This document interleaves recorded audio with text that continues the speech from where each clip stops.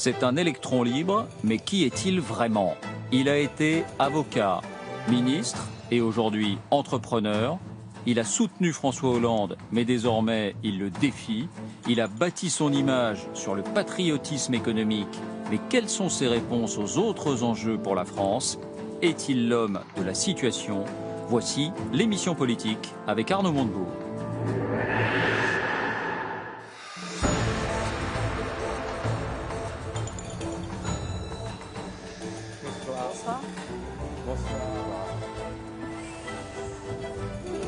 Merci de votre invitation. Bonsoir à tous, bonsoir Léa, bonsoir Arnaud Montebourg, soyez le bienvenu. Bonsoir Monsieur Pujadas. Bonsoir David, bonsoir Arnaud Montebourg, merci d'être avec nous. On est ensemble pendant 2 heures. 2 heures, on va essayer de mieux vous cerner, de mieux vous connaître et surtout de mieux comprendre votre projet. Et pour cela, dans un instant, vous répondrez aux Français, un policier, un ouvrier, une militante associative. Ce sera avec vous, Karim Rissouli. Bonsoir Karim. Vous partirez en immersion avec Maryse Burgot sur les bords de l'océan. On laisse le suspense. Vous répondrez à François Langlais sur vos propositions économiques. Bonsoir François. Vous ferez face à Léa Salamé, ce sera le moment de votre parti pris, Léa. Vous répondrez ensuite à un élu local, c'est le maire de Cannes, David Lisnard, qui viendra vous interpeller, notamment sur le communautarisme. Je vous interrogerai ensuite sur les grands défis du monde. Et pour conclure, ce sera le temps du verdict. On verra ce que vous, qui nous regardez sur France 2 et TV5 Monde, avez pensé d'Arnaud Montebourg ce soir à travers le sondage Express Harris Interactive. Vous pouvez aussi réagir sur France Info et certains de vos tweets seront publiés. Enfin, nous accueillerons bien sûr l'imprévisible Charline Vanhoenacker pour son billet d'humeur. Bonsoir Charline, à tout à l'heure. Et pour commencer, quelques questions d'actualité, Léa. Oui, Calais et les migrants, la lutte contre le terrorisme. On ne vous a pas beaucoup entendu, Arnaud Montebourg, sur ces questions-là. Ça tombe bien, on a des questions sur le vif.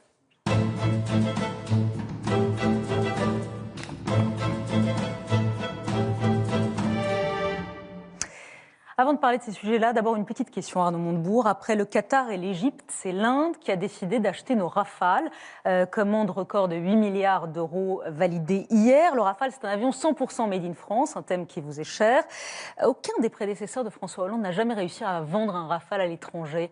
Est-ce que sur ce point-là, au moins, vous diriez que François Hollande est bon? Bien sûr. D'abord, le Rafale est un avion extraordinaire. Il a mis du temps à s'imposer, mais je crois que maintenant, il est sur un rythme de croisière. J'ai envie de dire que la politique d'exportation de la France ne doit pas oublier la politique de production en France. Le Rafale y pourvoit. Mais pourrait-on dire, par exemple, le contraire du FAMAS? Vous savez, c'est le fusil d'assaut qui était fabriqué à la manufacture de Saint-Étienne. Tous les militaires français l'ont depuis 30 ans. Ce FAMAS, une décision vient d'être prise, il sera fabriqué à l'étranger. Je trouve cela fâcheux. Je suis moi-même allé voir le directeur, alors que je n'ai plus de mandat, je suis un citoyen ordinaire, le directeur général de l'armement, pour lui demander de corriger cette décision à venir, pour qu'on fabrique les 110 000 fusils dont nos militaires ont besoin, qu'on les fabrique en France.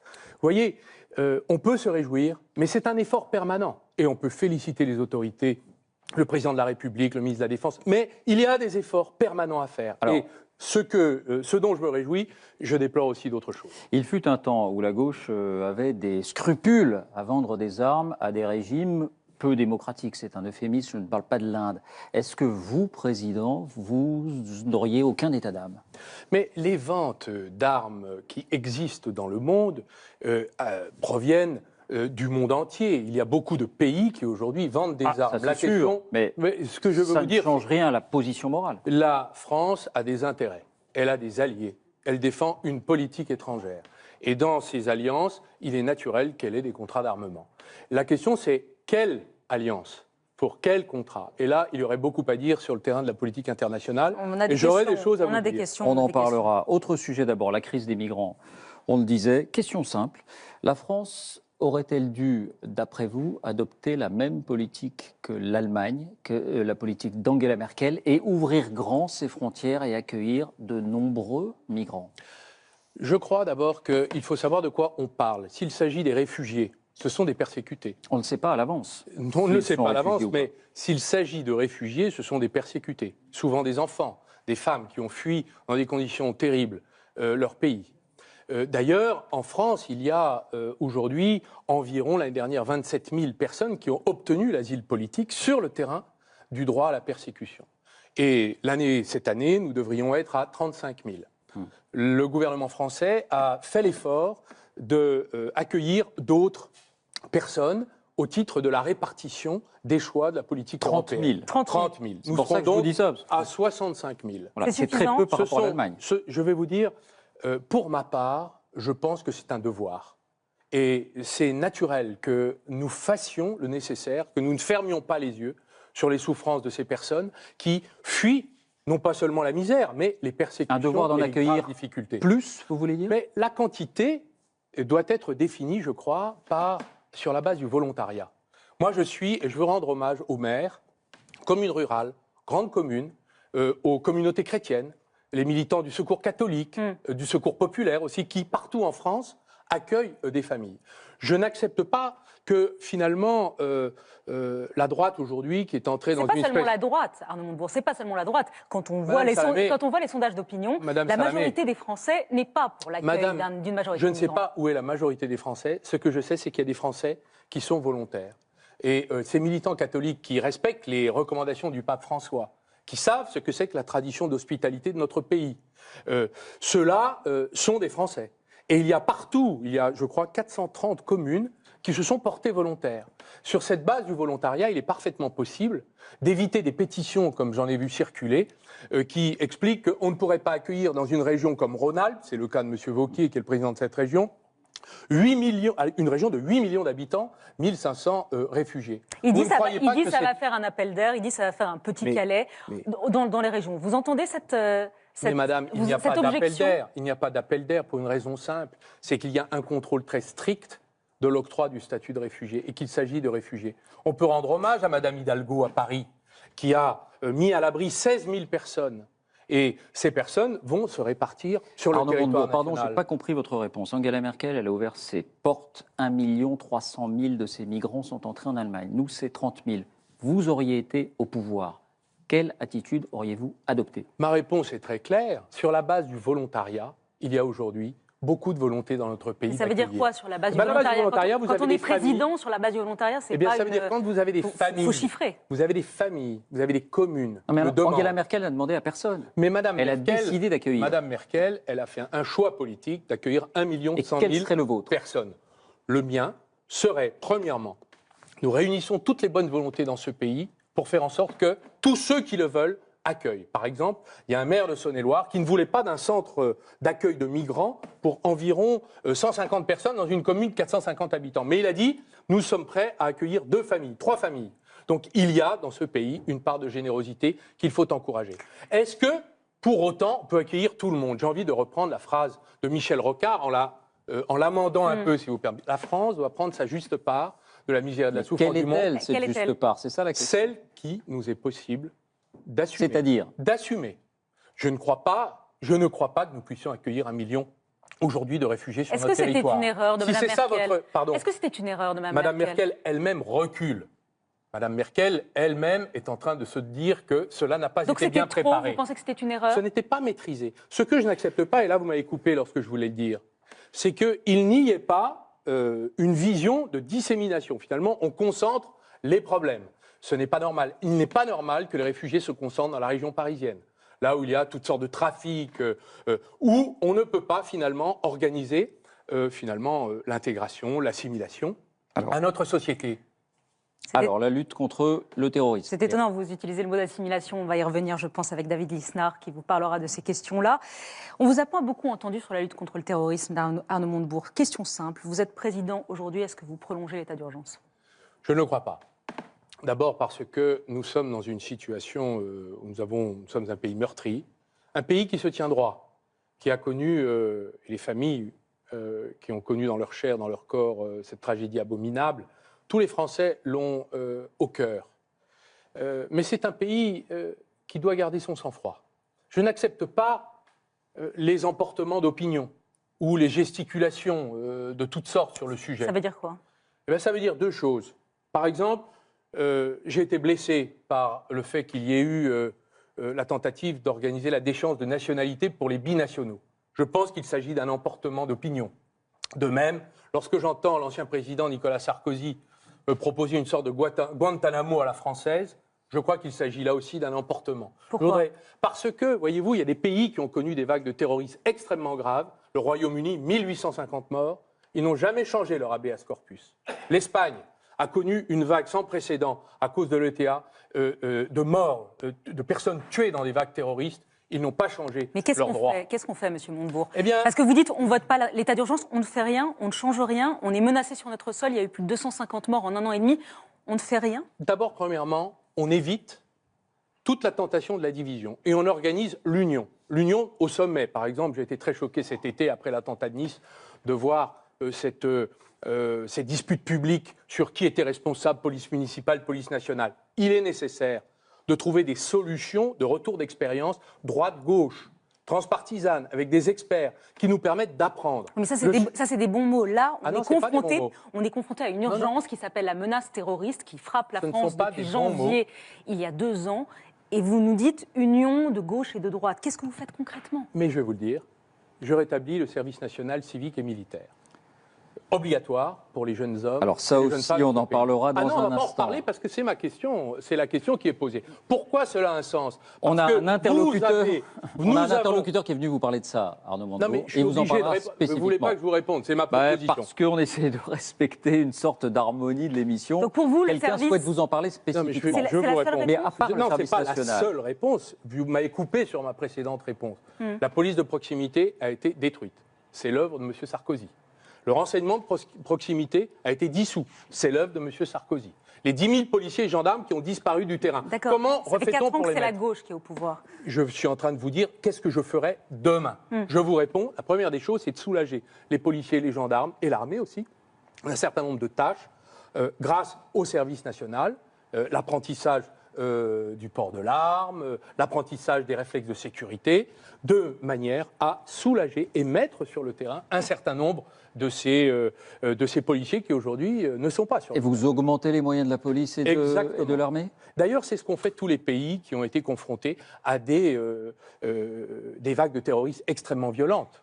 Extrêmement dures. Pour que les choses soient claires. Et je vais vous dire pourquoi. C'est ce qui se passe déjà, c'est ce qu'a fait le gouvernement Valls. Ils ont augmenté le nombre de policiers et de gendarmes. Mais pourquoi voudriez-vous que je ne sois pas d'accord avec ce qu'a fait le gouvernement Valls en la matière ? Non, parce que vous êtes contre l'état d'urgence, par exemple. Donc ça, c'est intéressant. Mais je crois que nous avons aujourd'hui à garder notre sang-froid.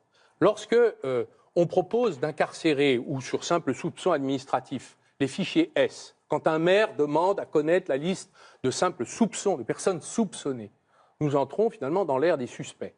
Et je vais vous dire, si, en effet, on mettait en œuvre cette proposition sarkozyste, imaginons sur 1000 personnes qui seraient retenues administrativement, donc incarcérées de façon arbitraire, sur la base de simples rumeurs peut-être, de dénonciations, peut-être que vous auriez mis hors d'état de nuire 10 personnes, mais les 990 autres, vous auriez fait des futurs recrues pour Daesh et pour le groupe État islamique. Donc, il faut organiser les services de l'État. Et ma proposition est d'organiser à la base les services sociaux, l'éducation nationale dans les communes, le procureur de la République, les policiers municipaux et nationaux qui se coordonnent, faire ce travail de plus en plus fortement. Le juge Trévidic a dit une chose très forte. C'est un juge antiterroriste. Il a dit « Nous avons tous les moyens juridiques de faire. Ce qui nous manque, c'est les hommes et les femmes sur le terrain. » Alors, pour que les choses soient bien claires, et même si ça peut paraître un peu théorique, est-ce que vous êtes dans la lutte contre le terrorisme plutôt Valls, qui dit il ne faut pas chercher les causes économiques ou sociales au terrorisme parce que chercher ces causes quand on gouverne, c'est déjà commencer à justifier, ou est-ce que vous êtes plutôt Macron, qui dit on ne peut pas nier qu'il y a dans le chômage de masse, dans l'exclusion, un terreau favorable à l'embrigadement ? Je dirais que dans les difficultés de notre pays, lorsque la jeunesse d'un pays qui prend les armes contre son pays, il est normal de se poser quelques questions. Il est même nécessaire de se questionner. D'ailleurs, sur chacun des cas, on regarde l'histoire personnelle. Certains ont échoué à entrer à l'armée. Pourquoi je propose le service national ? Pour que la jeunesse fasse corps avec la France, quelles que soient ses origines, quelle que soit sa religion, quelle que soit en quelque sorte finalement son identité. Il y en a une qui est au-dessus de toutes les autres, c'est le drapeau français et c'est la France. Pourquoi, quand on regarde des parcours qui n'ont rien à voir avec l'islam, qui sont des parcours de délinquance, une sorte de fascination pour le mal. Attendez, il y en a beaucoup aussi qui avaient un job qui était parfaitement inséré dans la société française. Tout à fait. Donc, il est normal de se poser des questions. Donc, pour moi, il est naturel que nous réfléchissions sur la façon dont une partie de la jeunesse fait sécession par rapport à la France. Mais cette phrase-là d'Emmanuel Macron, la France a une part de responsabilité dans le terreau du djihadisme. Est-ce que vous pourriez la dire, cette phrase-là ? Je ne dirais pas cela. Je dirais que la République a échoué à unir ses enfants. Et elle doit les reconquérir. J'ai lu dans un rapport qu'il y avait une partie de la jeunesse qui, finalement, avait fait sécession, avait pris en quelque sorte le parti de la rébellion contre notre pays et alimenté une forme de haine. Elle est très minoritaire, ultra minoritaire, mais elle existe. Et notre défi, c'est une bataille culturelle que nous allons devoir mener. C'est, par exemple, que l'école a échoué. C'est quand même normal que, quand on voit que l'ascenseur social ne fonctionne plus, vous avez des enfants, d'ailleurs, qui s'expatrient, de classes, d'ailleurs, moyennes, qui veulent quitter le pays. Donc vous avez finalement une sorte de diffraction du pays, une sorte de dislocation du pays. Il faut refaire France. Bien, on enchaîne Arnaud Montebourg. Vous allez vous retourner. Ce sont maintenant des Français et des Françaises qui vont vous interroger en prise directe.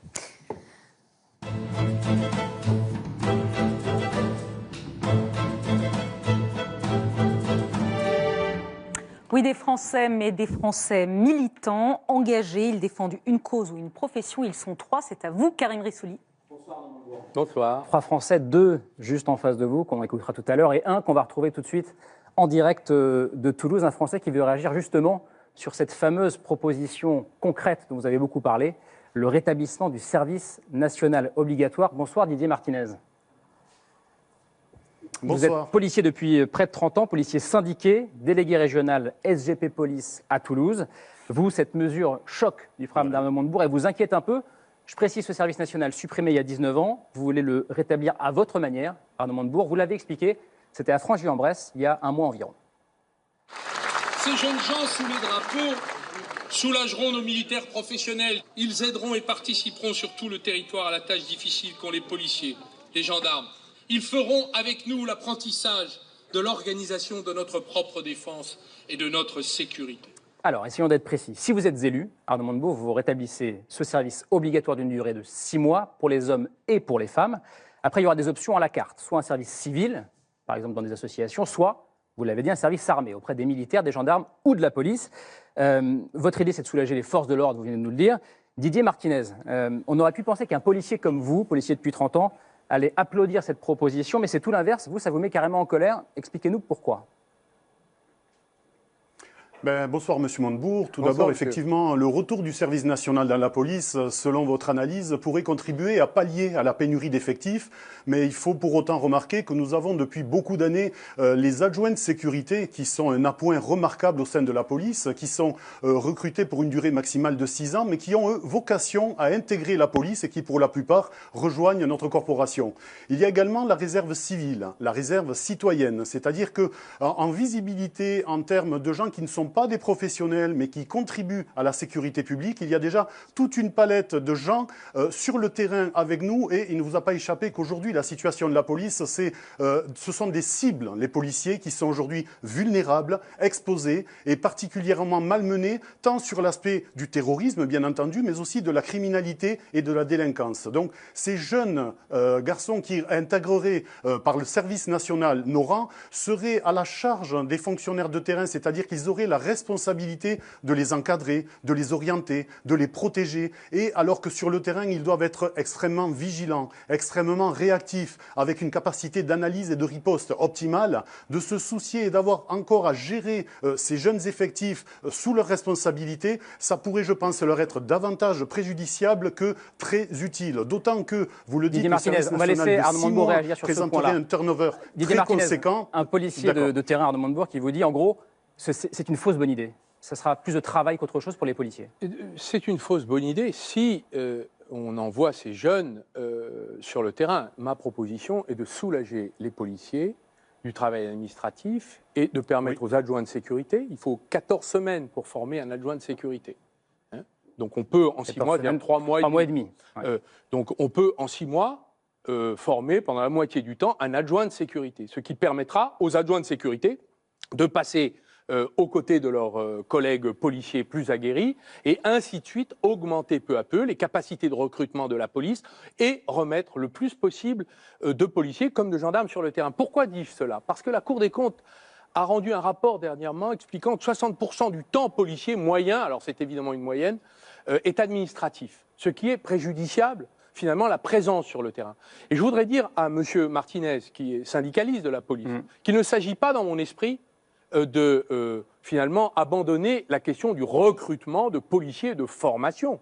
Il s'agit d'une mobilisation nationale autour des enjeux de sécurité, où une partie de la jeunesse peut donner son temps à la nation et en profiter d'ailleurs pour découvrir les métiers de policier, y entrer, être adjoint dans les commissariats, faire tout un travail qui permettrait de soulager les policiers et leur permettre d'aller sur le terrain. Didier Martinez, vous êtes rassuré par la réponse d'Arnaud Montebourg? Écoutez, j'entends effectivement cette explication. Néanmoins, je considère que dans les commissariats aujourd'hui, et on en a eu la démonstration à Toulouse il y a 15 jours où un adjoint de sécurité a été poignardé dans nos locaux, on peut considérer que la sécurité de ces jeunes serait de toute manière mise en cause, même dans nos locaux, et même s'ils étaient affectés à des tâches administratives. Cela voudrait dire qu'un turnover très régulier pour 6 mois d'activité de ces jeunes rendrait accessibles nos locaux à énormément de personnes qui, peut-être toutes, ne seraient pas forcément bien intentionné. Et vous savez que, alors qu'on se fait agresser à notre domicile, alors qu'on vient dans nos locaux en découdre avec les forces de l'ordre, aujourd'hui, d'avoir ces jeunes qui auraient accès à nos méthodes, à nos techniques, à nos vestiaires et pourquoi pas à nominativement l'ensemble de la connaissance des identités des fonctionnaires, aujourd'hui, on voudrait se préserver, se protéger jusqu'au plus profond de nos commissariats. Je ne pense pas que ouvrir toutes ces portes à tous ces jeunes, même pour des tâches administratives, ce soit bien opportun. D'ailleurs, j'ajoute qu'il faudrait davantage s'orienter sur des missions indues, sur les tâches indues qu'il faut absolument supprimer dans la police. Et en tâches administratives, pensez donc au moment des élections, lorsque des centaines de policiers doivent s'occuper des procurations, accueillir les gens pendant des semaines et s'occuper de ces tâches administratives, il suffirait d'enlever cette mission à la police nationale et tant d'autres pour les soulager réellement et concrètement de toutes ces missions qui seraient bien plus efficaces s'ils étaient sur la voie publique. Merci Didier Martinez. Un mot pour répondre à Arnaud Montebourg à la première partie de ce que disait Didier Martinez, c'est-à-dire... Oui, mais Monsieur Martinez... C'est-à-dire peut-être que des jeunes mal intentionnés pourraient entrer dans les services de police. Oui, bien sûr, mais les commissariats n'ont pas vocation à être des moulins. Et les personnes qui seront accréditées, on le fait déjà rien que dans les aéroports, sur les services de sécurité privés, avec des systèmes d'enquête, d'accréditation. Il ne s'agit pas d'envoyer n'importe qui faire n'importe quoi. Et si on décide d'utiliser le service national comme un moyen de remobiliser la société autour de la sécurité, ce n'est pas pour en gaspiller les ressources ou au contraire être contre-productif. Donc tout cela s'organise. D'ailleurs, je vais vous dire, on l'a déjà fait. Car lorsque j'ai fait mon service militaire, il y a maintenant un certain nombre d'années, 1985, je me souviens que certains camarades de régiment terminaient dans la police. Donc nous l'avons déjà fait. Et cela n'a pas poser tant de problèmes que cela. Merci Didier Martinez pour cet échange. Karim, une autre personne sur ce plateau souhaite s'adresser à Arnaud Montebourg. Une femme qui est juste en face de vous, Arnaud Montebourg, et qui a très envie de vous parler d'un dossier qui est l'une de vos marques de fabrique, c'est la défense du nucléaire. Bonsoir Charlotte Migeon. Bonjour. Vous êtes la porte-parole du réseau Sortir du nucléaire, une association qui milite, comme son nom l'indique, pour l'abandon de cette énergie nucléaire. Vous, Arnaud Montebourg, dans la classe politique française, vous êtes l'un des plus farouches avocats du nucléaire. Et il y a une phrase que vous avez prononcée en 2011 qui vous colle un peu à la peau et qui reste un peu en travers de la gorge de Charlotte Migeon. On vous écoute. Pour ma part, je considère que le nucléaire, puisque c'était votre question implicite, est une filière d'avenir. Le nucléaire, une filière d'avenir, c'était en 2011, vous le pensez encore aujourd'hui, j'imagine. Charlotte Migeon, comment une militante antinucléaire comme vous réagit quand elle entend quelqu'un dire que le nucléaire est une filière d'avenir? Pour moi, c'est extrêmement simple. Comment est-ce qu'on peut tenir des propos qui sont aussi rétrogrades? Le nucléaire, ces dernières années, a quand même apporté clairement la preuve que c'était une technologie qui était dépassée, qui était dangereuse, coûteuse, polluante. Si le nucléaire, pour vous, c'est une filière d'avenir, ça veut dire que l'avenir, pour vous, c'est continuer à produire des déchets qui vont être dangereux pendant des millions d'années, c'est continuer à engloutir des milliards dans des chantiers de réacteurs qui sont complètement inconstructibles, c'est engloutir 100 milliards d'euros dans le rafistolage rafistolage de nos vieilles centrales, c'est vivre avec l'épée de Damoclès d'un possible accident. Donc même l'autorité de sûreté nucléaire dit qu'il n'est pas impossible en France. Comment est-ce qu'on peut tenir des propos pareils au XXIe siècle? Arnaud Montebourg, vous êtes rétrograde, visiblement. Je voudrais expliquer la position qui est la mienne, même si je considère et peux partager avec Madame le point de la question de vigilance sur la sécurité, surtout depuis les événements de Fukushima. D'abord, nous avons une urgence écologique qui est celle d'une sorte de compte à rebours au-dessus de nos têtes, qui est le réchauffement climatique. Cela signifie que nous allons devoir faire des efforts considérables sur la planète tout entière, particulièrement chez nous, en Europe, pour diminuer nos émissions de gaz à effet de serre, les émissions de gaz à effet de serre. Oui, mais je vous arrête tout de suite. Le nucléaire n'est pas une solution au changement climatique. Je veux juste vous dire ce qui se passe lorsque, finalement, on arrête le nucléaire. C'est ce qui s'est passé, par exemple, en Allemagne. Une dizaine de réacteurs ont été arrêtés. Le charbon l'a remplacé. 45% de la production d'électricité en Allemagne est d'origine charbon. Et la conséquence, c'est que l'Allemagne est le premier pays le plus pollueur d'Europe. Donc il va falloir que nous imaginions une solution.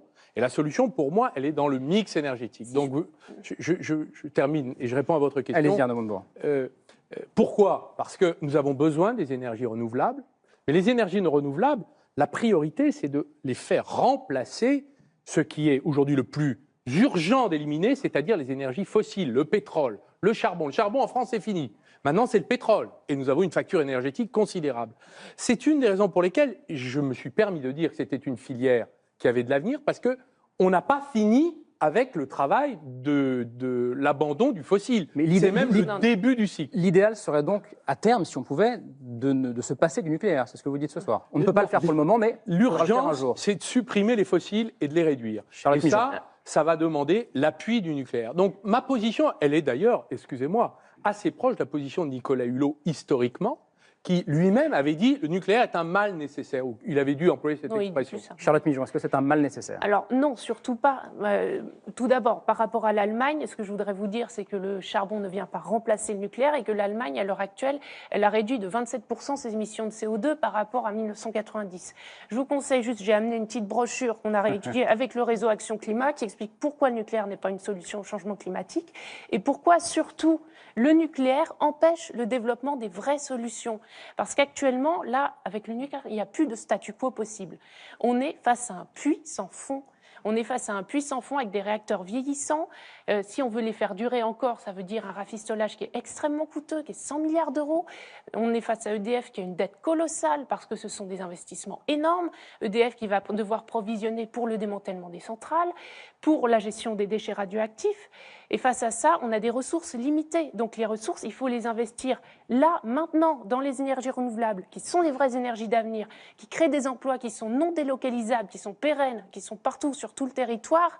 C'est bien différent, je dirais, que les 25 000 travailleurs sous-traitants de l'industrie nucléaire qui servent de chair à neutrons pour faire fonctionner nos centrales. Arnaud Montebourg va vous répondre.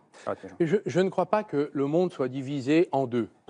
Vous me permettrez de vous dire que ce n'est pas parce qu'on soutient la solution transitoire d'un nucléaire qui est un point d'appui pour sortir et régler le problème du siècle actuel des émissions de gaz à effet de serre. Je me permets de vous dire que je suis favorable aux énergies renouvelables. Je suis même à la tête d'une start-up qui vend des éoliennes sur le modèle de l'autoproduction, autoconsommation. Je vais même vous dire, lorsque j'étais au ministère de l'Industrie... C'est ce que vous dites ce soir. Pardon ? Arnaud Montebourg est un écolo, c'est ce que vous nous dites ce soir. C'est pas l'image que je vais vous dire, Arnaud Montebourg. L'écologie appartient et doit être mariée avec le réalisme, et doit être mariée y compris avec les urgences. Donc moi, je ne suis pas un farouche partisan du nucléaire. Je pense que le nucléaire est un point d'appui pour faire évoluer le mix énergétique et notamment faire pousser les énergies renouvelables. C'est faux. J'ai envie d'ailleurs de rappeler que lorsque... Pardon, madame, je vous réponds. Lorsque j'étais à Bercy et au ministère de l'Industrie, j'ai été l'auteur de plans industriels stimulant les énergies renouvelables, le stockage de l'énergie, le véhicule de 2 litres au 100, le TGV du futur et combien d'autres. Pourquoi ? Parce que nous devons investir dans ces solutions nouvelles. Mais Charlotte oui, Migeon sauf pour que terminer. tout ce qu'on investit, tout ce qu'on engloutit dans le nucléaire, c'est autant qu'on n'investit pas là, maintenant, dans ces solutions d'avenir. Et là, il n'y a plus de statu quo possible. On ne peut plus faire comme si on pouvait avoir les deux. Le nucléaire n'est pas une solution transitoire. Le nucléaire, c'est une énergie qui est dangereuse, qui est polluante, qui est dépassée, qui doit être remplacée d'urgence par les énergies renouvelables. Donc on ne peut pas avoir les deux. Il faut faire des choix. Le débat se poursuivra peut-être hors plateau, et puis peut-être que la plaquette, vous pourrez la donner à Arnaud Montebourg pour continuer à en En discuter. tout état de cause, Juste les après. centrales sont là. Elles ne sont pas considérées comme dangereuses par l'autorité indépendante de sûreté nucléaire. Ce serait, je crois, une erreur économique. Là aussi, il faut marier l'écologie à l'économie que de fermer des usines rentables avec des plans À l'heure spéciaux. actuelle, mais Merci à vous regardez la dette d'EDF. Merci à vous deux. Dette d'EDF, 37 milliards d'euros. Charlotte Migeon, Merci beaucoup. Charlotte Migeon, je crois qu'il y a un autre Français qui souhaite interpeller Arnaud Montebourg. Un troisième Français qui est en face de vous, un Français que vous avez déjà croisé à plusieurs reprises, Arnaud Montebourg. Bonsoir, Jean-Pierre Mercier. Bonsoir. Jean-Pierre Mercier, vous êtes ouvrier chez Peugeot à l'usine PSA de Poissy en région parisienne, où vous êtes délégué CGT. Je précise que vous êtes également porte-parole de Lutte ouvrière. Et vous voulez interpeller Arnaud Montebourg sur la question des fermetures d'usines et plus généralement sur la crédibilité de sa parole. Vous avez déjà croisé, je le disais, puisque Jean-Pierre Mercier, vous travailliez auparavant à l'usine PSA d'Aulnay. C'était au début du quinquennat de François Hollande. Vous étiez, vous, ministre du redressement productif. L'usine a fini par fermer après 4 mois de grève. Et pour voir Arnaud Montebourg, c'était la seule solution. Et vous l'avez encore répété la semaine dernière. Nous n'avons pas pu éviter la fermeture d'Aulnay. Et comme d'ailleurs il y a eu des échecs, mais aussi des succès, et aujourd'hui PSA est reparti. Malheureusement, cette décision, nous n'avons pas pu l'éviter, mais c'était une bonne décision. Fermer Aulnay était une bonne décision, vous avez entendu Arnaud Montebourg. On ne va pas rentrer dans le détail de l'histoire PSA, mais vous m'avez dit en préparant l'émission, Jean-Pierre Mercier, que cette déclaration, elle vous avait rendu un peu furieux. Expliquez-nous et surtout expliquez-lui, il est en face de vous.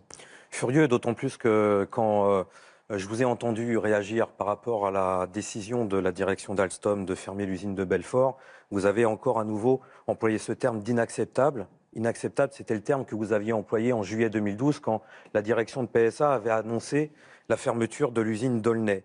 En quelques semaines, septembre 2012, c'était fini. Je ne sais pas ce qui s'était passé pendant l'été, mais en tout cas, de inacceptable, c'était devenu inévitable. Inévitable, et après, vous avez tenu des engagements en conférence de presse dans votre ministère du redressement productif. J'étais là pour les écouter. C'était aucun salarié n'allait se retrouver au Pôle emploi. C'était un engagement de l'État. Et je peux vous dire qu'aujourd'hui, après 4 ans, je peux témoigner que des centaines et des centaines de salariés sont tombés directement dans le chômage, sont au Pôle emploi, n'ont plus de droits assédiques et aujourd'hui vivent avec seulement quelques centaines d'euros. Alors vous savez, quand on vous entend, quand vous étiez ministre, moi je vous ai entendu, et aujourd'hui, quel crédit à votre parole? Est-ce que vous pensez que des travailleurs peuvent encore vous croire? Arnaud Montebourg. Oui, je le crois. Pour une raison simple, c'est que cette affaire d'Aulnay, d'abord, a été un crève-cœur. Et si nous racontons l'histoire ensemble, Monsieur Mercier, je suis heureux d'ailleurs de vous retrouver, c'est qu'il y a des éléments qu'il faut rappeler. Lorsque nous sommes arrivés, je m'en souviens comme c'était hier, à ce moment-là, nous pensions, sincèrement, et je le pensais, que nous pouvions sauver Aulnay. C'est 3000 salariés, ce n'est pas une petite histoire. Quel est le gouvernement qui peut s'en désintéresser ou même mentir? Donc je vous prie de reconnaître que nous sommes battus sincèrement. Et je vais vous dire ce qui s'est passé, c'est que nous avons commandé un rapport sur la situation de l'entreprise PSA, et là nous avons découvert que c'était une entreprise en faillite. Et j'en veux pour preuve. Vous ne l'avez jamais cru d'ailleurs, ce point-là. J'en veux pour preuve, c'est que j'ai été obligé d'aller chercher 7 milliards pour garantir la banque PSA Finance qui assure le crédit à la consommation pour tous les acheteurs de véhicules PSA. Aujourd'hui, je peux dire que cette entreprise était en faillite. À l'époque, je ne pouvais pas le dire publiquement, je l'aurais encore plus affaibli. Mais oui, la famille Peugeot avait mis la situation dans cet état. Et qu'est-ce que nous avons fait? Eh bien, nous avons nationalisé 14% du capital. Nous avons écarté la domination dans le capital de la famille Peugeot. Nous avons fait un accord avec les Chinois, Dongfeng. L'État est entré dans le capital. Nous n'avons pas pu sauver Aulnay. Mais je vais vous dire une chose. Nous avons sauvé Peugeot. Et Je le dis pour les 180 000, je crois, salariés dans le monde de PSA. Je le dis aussi pour les salariés français. Car PSA est remonté. Les 800 millions que nous avons mis pour acheter 14% du capital, ils valent le double aujourd'hui. En plus, ça a été un investissement positif. Alors maintenant, je parle de ceux qui ont perdu leur travail. Vous parlez beaucoup. Je réponds. Une dernière phrase, Arnaud Montebourg. Vous savez, Allez-y, Jean-Pierre Mercier. vous dites, Peugeot était au bord de la faillite. Oui, c'était le discours de la direction de Peugeot. En réalité, ils n'ont jamais été au bord de la faillite. Ils n'ont jamais été au bord de mettre la clé sous la porte. Bien évidemment, ça c'était le mensonge de la direction. Mais même, Aulnay a fermé 3000 emplois qui ont été supprimés dans un département qui est le plus pauvre, pratiquement le plus pauvre de France. Et vous croyez que ça s'est arrêté avec ça ? Oui, l'État a fait un prêt de 7 milliards d'euros en même temps qu'ils annonçaient la fermeture de l'usine. Vous avez injecté à hauteur de 14% dans le capital et ça ne s'est pas arrêté. Vous savez, depuis le 1er janvier 2013, il y a eu 17 000 emplois CDI qui ont été supprimés dans le groupe. 17 000 emplois pour une production qui est en augmentation. C'est 5 usines comme Aulnay qui ont été supprimées en France. Alors vous savez, oui, vous avez démarré par inacceptable. Après, ça a été inévitable et même, vous continuez à justifier cette fermeture d'Aulnay. Mais là-dedans, derrière, il y a des salariés qui en sont crevés. Et il y en a qui sont en train de crever au chômage. Jean-Pierre Mercier, ça, c'est inacceptable. Arnaud Montebourg, vous avez dit, en gros, si j'ai bien compris, j'ai fait ce que j'ai pu. Non, sur la question des salariés qui sont, comme le dit Jean-Pierre Mercier, restés sur le carreau. D'abord, nous avons veillé, alors ça a duré 2 ans, puisque après j'ai été remplacé, mais nous avons veillé à ce que les reclassements aient lieu dans les autres usines, et notamment à Poissy, où vous avez été vous-même reclassé. D'ailleurs, c'est la loi. Quand on est un groupe, on doit reclasser ses salariés. C'est une obligation. Donc ça, c'est le premier point. Le deuxième, c'est que lorsque nous avons pris cette décision d'injecter, vous avez dit, de l'argent pour préserver Peugeot, c'est une décision de politique industrielle qui a permis à Peugeot de redémarrer. Parce que la famille Peugeot, elle était sur la paille. Les principaux actionnaires de Peugeot étaient sur la paille. C'est des multimilliardaires. C'est la première fortune de Suisse étrangère. Je suis en train de vous expliquer que nous l'avons Pourquoi ne pas faire payer les actionnaires à ce moment-là ? Pourquoi c'est toujours l'argent public qui doit venir au secours des actionnaires privés ? Et je dois Monsieur Montebourg, juste 30 secondes. Je dois juste vous dire que quand les salariés ont compris qu'ils ne pouvaient compter sur aucun responsable politique du gouvernement, quand ils ont démarré la grève en janvier 2013, pendant 4 mois, on a fait grève. Et là, on n'a compté que sur nous-mêmes. Et quand on a frappé à la porte de votre ministère, à la porte du ministère du Travail, à la porte du gouvernement, c'était porte close. Oh, bien sûr, il y a des portes qui sont ouvertes. On a vu une tonne de conseillers, une tonne de chefs de cabinet. Mais à chaque fois, c'était pour nous dire vos revendications, jamais vous l'oserez. Et on n'a obtenu aucune aide du gouvernement auquel vous appartenez. On va laisser Arnaud Montebourg répondre et ce sera la dernière réponse. Monsieur Mercier, vous êtes un militant révolutionnaire. Oui, que je respecte. Et fier de l'être. Que je respecte. Voilà. Avec des positions très radicales. Moi, je suis en position de responsabilité, aujourd'hui encore, comme lorsque j'étais en face de vous.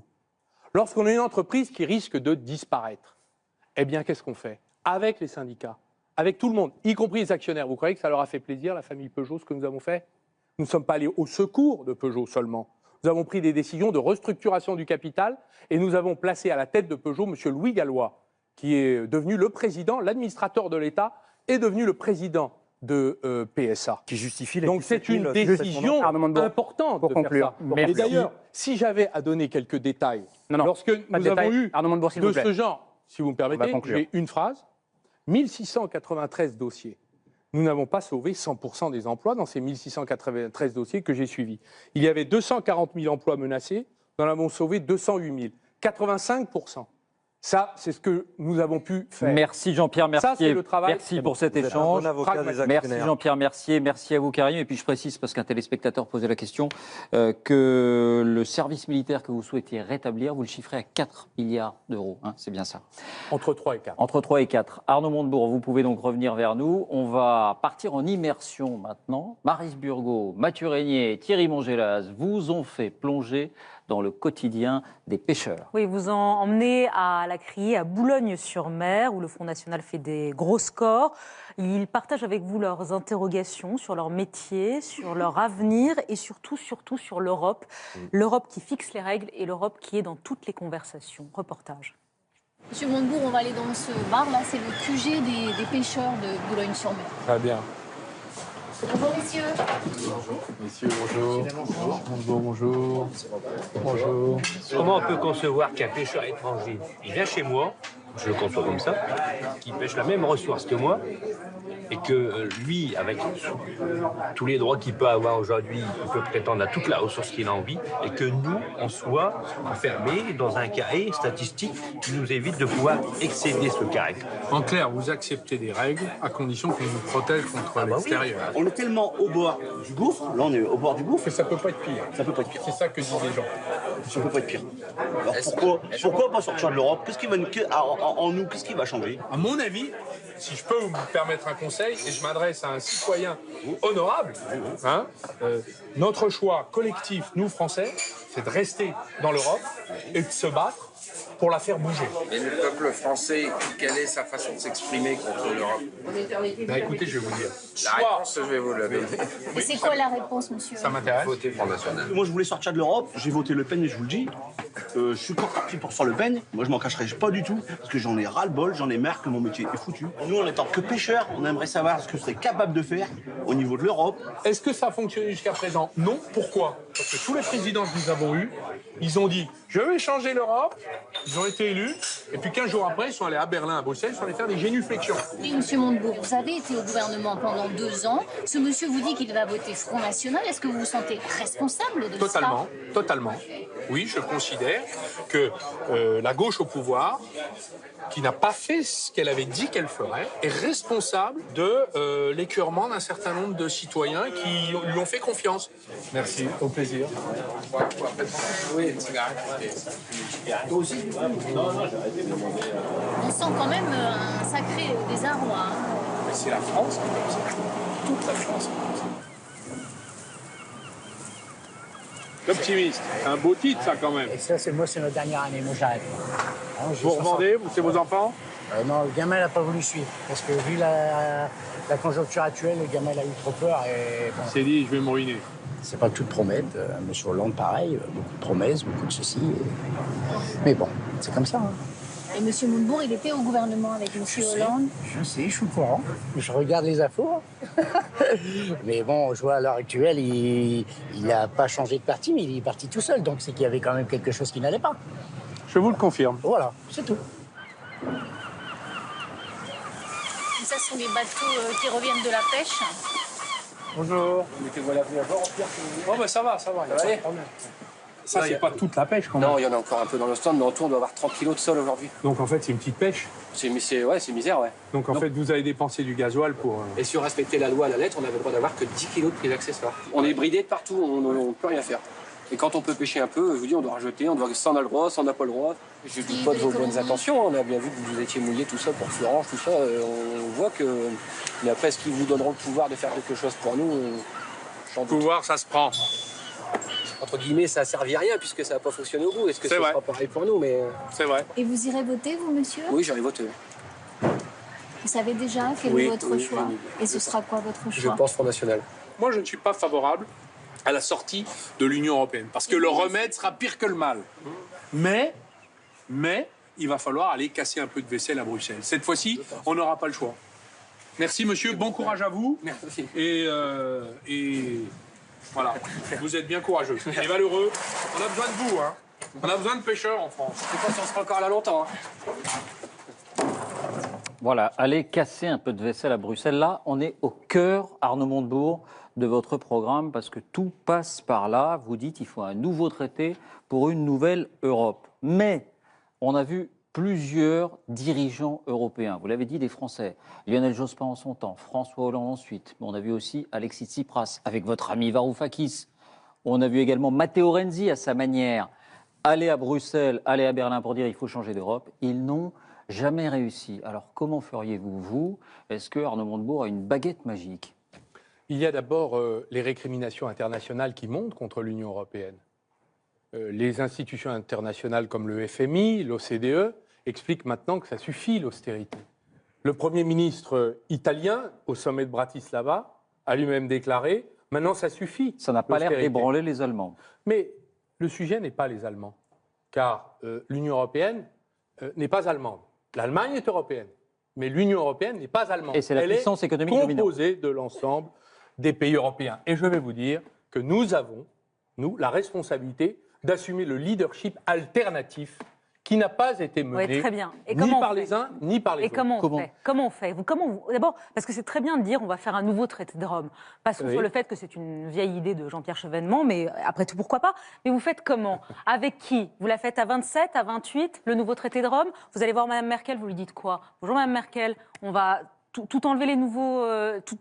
on va se délier de tous nos traités et on va faire un nouveau traité? Comment ça se passe? D'abord, je voudrais vous expliquer ce que je compte faire s'il m'est donné d'être le président des Français. La première des choses est d'établir un mémorandum expliquant quel type d'Europe nous voulons, le projet. Et ce que nous voulons arrêter dans l'Union européenne qui nous cause tant de dégâts et de dommages, tant pour la France que pour l'Union et l'ensemble des Européens. Premièrement. Deuxièmement, qui sont les alliés?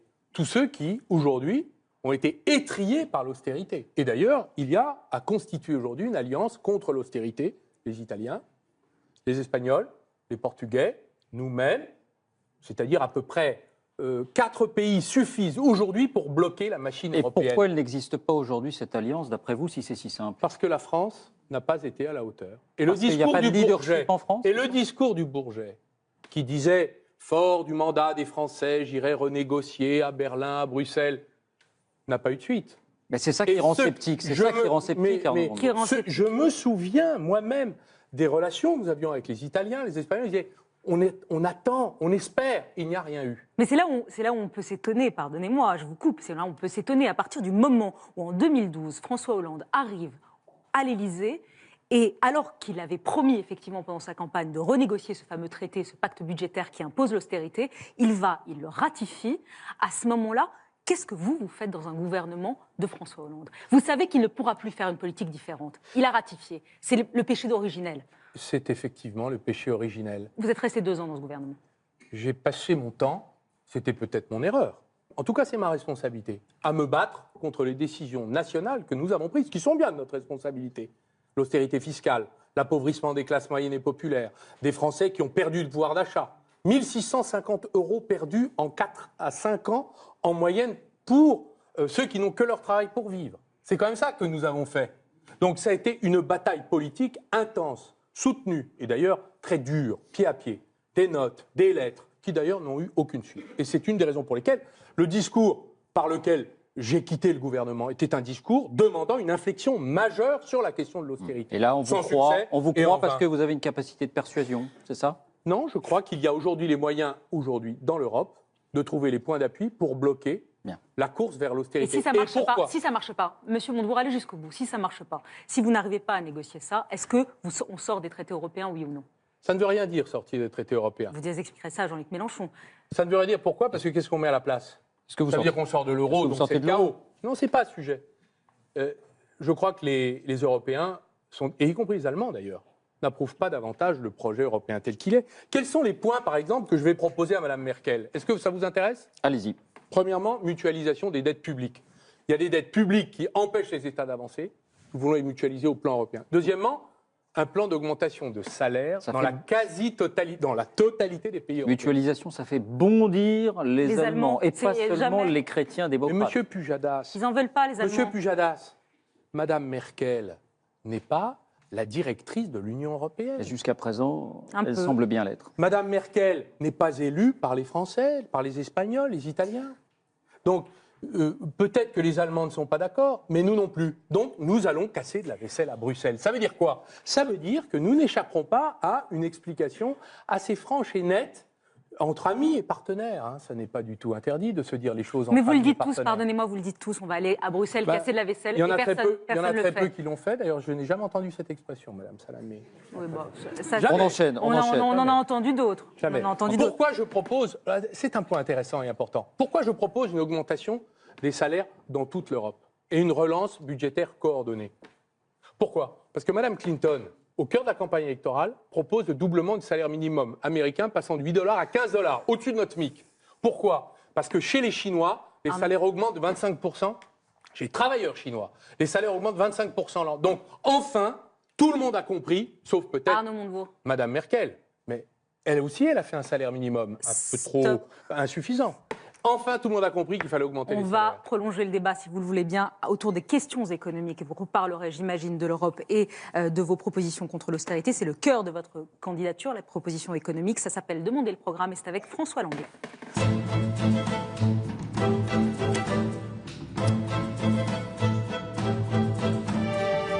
Bonsoir François, et avant Bonsoir, de David. venir nous rejoindre à la table, vous nous exposez précisément, pour avoir une vue d'ensemble, les grandes lignes du programme d'Arnaud Montebourg. En effet, David. Arnaud Montebourg voudrait être l'ingénieur d'une nouvelle France, construite sur l'industrie, qui aurait pour objectif le plein emploi. Le programme qu'il a développé lors de son discours de Frangy, c'était en août dernier, s'appuie sur 4 actions. La première, c'est protéger l'économie française de la concurrence étrangère. Et pour cela, il compte réserver 80% des marchés publics aux PME tricolores. Il veut aussi taxer les produits venant de l'extérieur de l'Europe qui ne respecteraient pas nos normes environnementales et sociales. Et puis, il veut également maintenir la base industrielle française et bien sûr développer la fabrication française, le Made in France.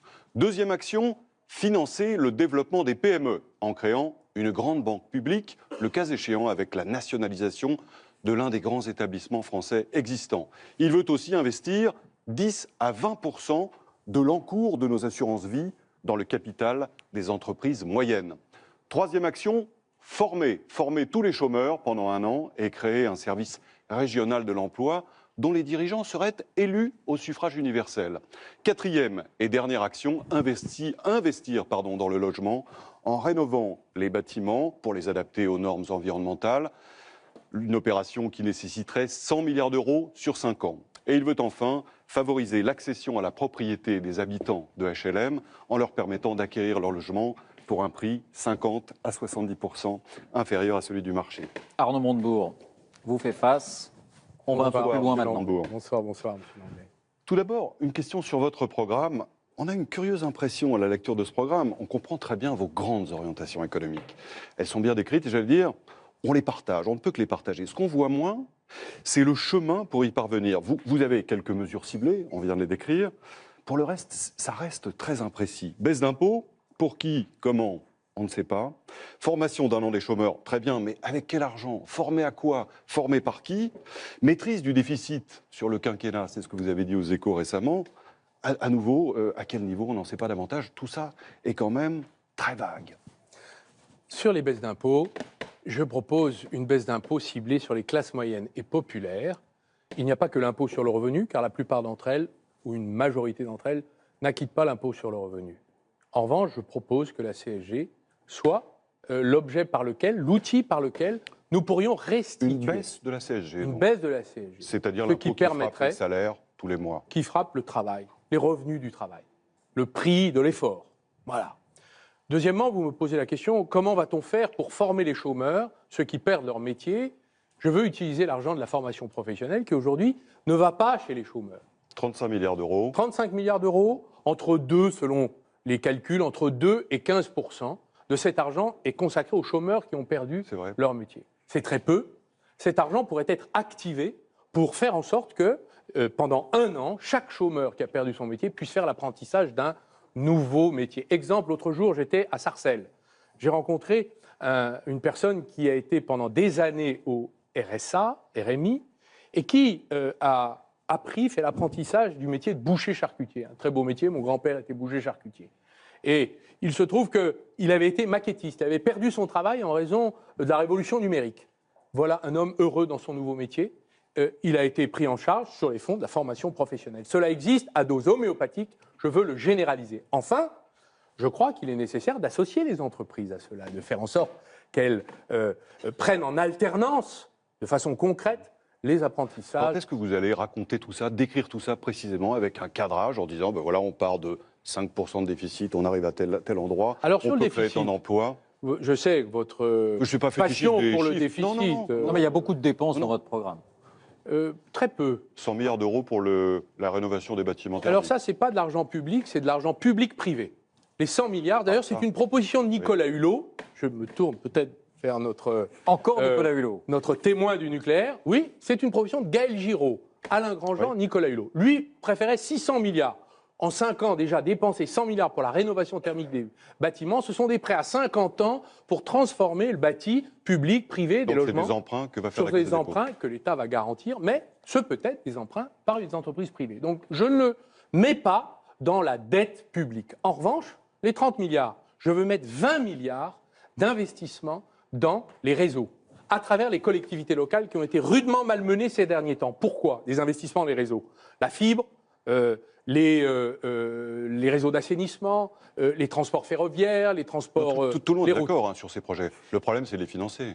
Eh bien, ça, c'est de l'emprunt. Je vais vous dire pourquoi c'est Ah de oui, l'emprunt. c'est de l'emprunt, mais Ça, on peut c'est de emprunter l'emprunt. comme ça sans souci? Oui, je vais vous dire pourquoi, monsieur Langlais, pour vous Dites-moi. rassurer. Mais ça m'intéresse beaucoup. Parce que quand vous mettez 20 milliards dans l'économie française, vous en récupérez, surtout sur des investissements dans des réseaux, par exemple, qui font travailler les petites PME de BTP, vous en récupérez 15 au bout de 3 ans. Excusez-moi, mais Ça s'appelle le mon multiplicateur. grand âge me fait dire, j'ai entendu ce discours de nombreuses fois. Chaque fois qu'un candidat se présentait à la présidence de la République, il disait il faut dépenser d'abord, et puis on retrouvera ça plus tard parce qu'on va créer la croissance. Finalement, on s'est trouvé avec du déficit supplémentaire sans pour autant avoir la croissance. Ce n'est pas tout à fait exact, car quand il s'agit de dépenses d'investissement, je vous mets au défi de me dire que cet argent va partir en Chine, au Bangladesh ou aux États-Unis. Il restera sur place et il permettra d'entretenir l'activité économique. D'ailleurs, tout le monde, le commissariat au plan, même le MEDEF, réclame 50 milliards d'investissements dans les infrastructures. Donc nous avons ces besoins et les entreprises le demandent. Mais le déficit, c'est pas une question, c'est pas un problème, c'est pas un souci. Vous savez ce qu'a... On le creuse. Oui, mais c'est pas du tout. C'est un sujet. Et d'ailleurs, le cadrage macroéconomique de mes équipes d'économistes de très bon niveau, qui sont dans les meilleurs laboratoires de recherche indépendants qui m'accompagnent, est rigoureux et robuste et aboutit au résultat suivant, si vous me le permettez. On ne l'a pas vu encore, hein? Non, mais je vous le dis. Ah d'accord. C'est une annonce. C'est une annonce. Nous l'écoutons. Avec ces 30 milliards, 10 milliards pour les classes moyennes et populaires sous forme de baisse d'impôts et 20 milliards dans les investissements collectivités locales, infrastructures, nous arrivons à 2% de croissance en plus sur les 5 années du mandat.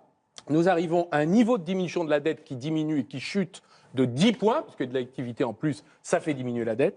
Le déficit est stable et ça fait 500 000 chômeurs de moins.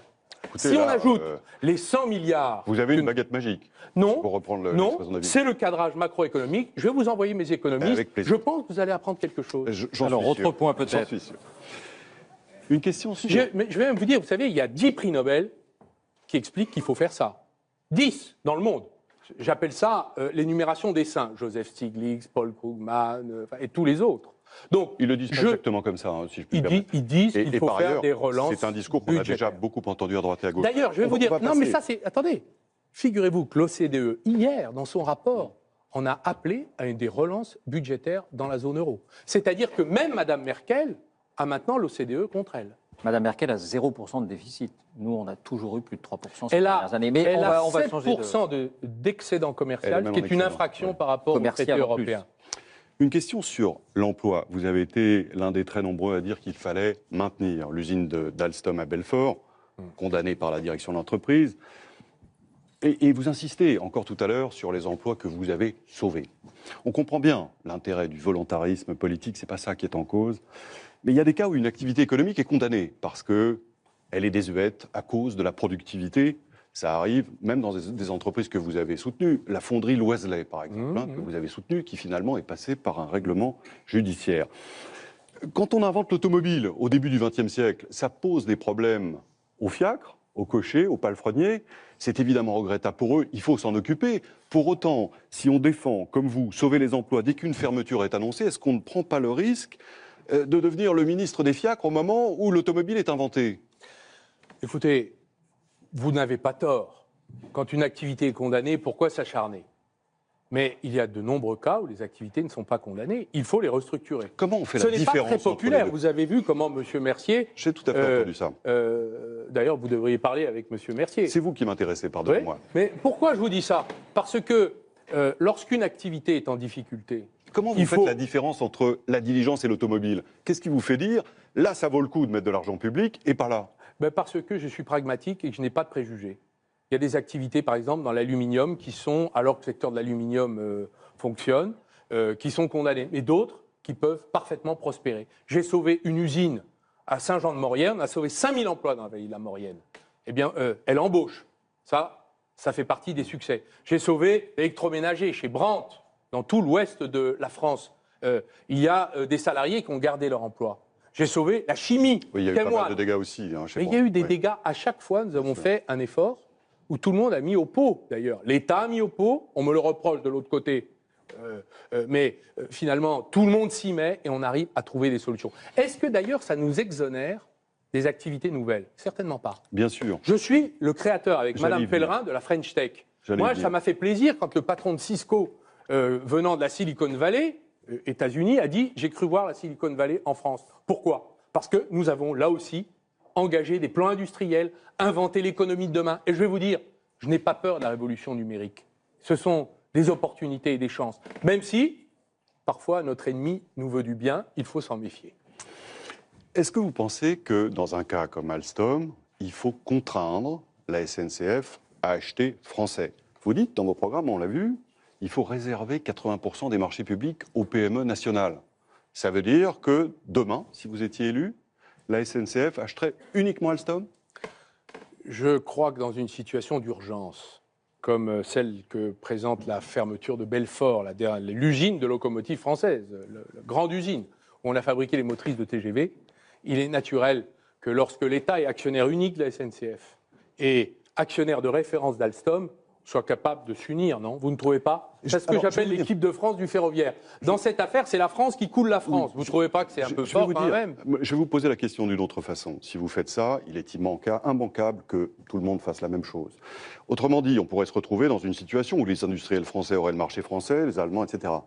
Est-ce qu'il ne vaut pas mieux avoir une petite partie d'un grand marché européen et avoir des perspectives de développement plutôt que d'avoir la totalité d'un marché français qui est limité et avec une santé problématique? Je vais vous répondre. Vous êtes un homme d'entreprise aussi. Là encore, soyons pragmatiques. Il est inacceptable, et je me souviens avoir demandé au président de la SNCF de faire fabriquer les rames de TGV à Belfort. Il l'a fait, et c'est la raison pour laquelle Belfort va continuer à travailler jusqu'en 2018. Pour quelle raison a-t-il acheté des locomotives, 44 locomotives en Allemagne, fabriquées en Pologne? Pour quelle raison, alors qu'il y a 1600 locomotives qui vont être fabriquées par Alstom en Inde, on n'est pas capable d'en faire plus de 5 à Belfort? Est-ce qu'on ne pourrait pas faire un tout petit effort pour faire vivre cette usine? Est-ce que c'est un crime, j'allais dire, contre... la compétitivité. Oui. Est-ce que c'est... Je ne le crois pas. Vous n'avez pas tout à fait répondu à ma question. Mais... Et je vais vous dire, les Allemands, vous savez, vous me parlez des 80% de marchés réservés aux PME. Les Allemands, ils font 50% en montant. Eh bien, moi, je propose de faire comme les Allemands. Ça fera plaisir à certains d'entre vous qui évoquent, à chaque fois qu'ils font une phrase, Madame Merkel. Parce qu'elle a quand même un petit poids à l'intérieur de l'Europe où nous nous trouvons. Une question sur la banque publique. Vous voulez créer cette banque publique ou bien nationaliser un établissement existant pour se substituer au financement privé défaillant, dites-vous, financement des entreprises. On a déjà vu ça, en fait, en France, une banque comme celle-là. Dans les années 90, on l'appelait à la rescousse pour financer les entreprises en difficulté, on l'appelait à la rescousse aussi pour financer les amis du pouvoir. Le Crédit Lyonnais. Et elle a coûté 17 milliards d'euros aux contribuables. Qu'est-ce qu'on peut faire pour inventer une banque publique qui ne creuse pas un tel trou pour les contribuables et les citoyens français? Ne pas recommencer les mêmes erreurs, monsieur Langlais. Mais et d'ailleurs, il y en a une qui fonctionne bien, ou en tout cas, pour moi, elle est trop petite. C'est 5% du marché. Voilà. C'est la BPI, la Banque publique d'investissement, qui contribue à créer. Elle est trop petite pour avoir une puissance sur l'économie. Et donc, c'est la raison pour laquelle il faut la mettre à puissance 10, 15, 20, pour que... Est-ce que ce n'est pas là qu'elle risque, justement? Je ne crois pas, pour une raison simple, c'est que 60% du bilan des banques privées aujourd'hui, c'est de l'activité spéculative, c'est de l'activité de marché, mais absolument plus de l'activité de crédit. Donc il n'y a pas, moi qui ai fait pendant 2 ans la traversée de l'économie française, dans les PME, travailler avec elles, là où je travaille dans le privé, je puis affirmer que le problème principal des PME, ce sont les banques et le financement. On ne peut pas continuer comme ça, parce qu'elles ne font plus ce travail, elles considèrent que c'est un travail qui n'est pas rentable pour elles. Toute dernière question. C'est donc la substitution naturelle du public à la défaillance du privé. Une question qui est à la lisière de l'économie et de la politique. Vous voulez créer ce service public de l'emploi. qui aurait à charge de former les chômeurs, mais vous souhaitez que les dirigeants de cet organisme soient élus au suffrage universel. Pourquoi? Est-ce qu'il n'y aurait pas, à ce moment-là, un conflit de légitimité avec l'exécutif régional, qui lui aussi est élu? Je voudrais rassembler dans chaque région Pôle emploi, les chambres de commerce, les CFA, les outils de formation et les budgets de formation professionnelle. Bon, ça, c'est la mécanique administrative. On n'est pas obligé de mettre des élus à la tête. On les rassemble. Oui. Pour qu'il y ait des gens qui ne s'occupent que de ça, qui soient spécialisés là-dedans, des gens passionnés d'ailleurs, ça peut être des syndicalistes, ça peut être des entrepreneurs locaux, ça peut être des élus. Ils peuvent faire des équipes, se présenter au suffrage universel pour rendre des comptes. Vous savez pourquoi? Parce qu'il y a une sorte d'opacité dans le fonctionnement aujourd'hui de la formation professionnelle et il y a un excès de centralisation de la machine de Pôle emploi qui fait ce qu'elle peut avec des fonctionnaires dévoués qui sont submergés. Mais localement, il n'y a pas de lien suffisamment fort. Donc, il est nécessaire que ceux qui seront ces commissaires élus à l'emploi rendent des comptes. D'ailleurs, on ne va pas faire beaucoup d'élections, on va faire en même temps que les régionales. Vous aurez l'élection du commissaire à l'emploi. Il rendra des comptes en permanence devant les chômeurs, devant les employeurs, devant les entreprises. Il y a 300 000 emplois non pourvus dans notre pays. Des chaudronniers, des soudeurs. Il y a beaucoup de métiers et de qualifications. Il n'y a pas les formations. Donc, il n'y a pas les candidats. Donc ça, c'est leur travail et ils en rendront compte. C'est une innovation en ce sens que c'est la nouvelle France, telle que je l'envisage. C'est une innovation en ce sens qu'on n'a jamais imaginé qu'on pouvait être élu pour faire une seule tâche. C'est vrai, les élus, ils font tout, ils savent tout et ils sont partout. Mais finalement, il vaudrait mieux les concentrer sur une tâche très importante pour le redécollage économique de notre pays. Dans un instant, le débat, et c'est le maire de Cannes, David Lisnard, qui va nous rejoindre. Mais on va d'abord s'interroger, Arnaud Montebourg, sur votre positionnement, votre démarche de candidat. Léa, vous avez libre cours, c'est le moment de votre parti pris.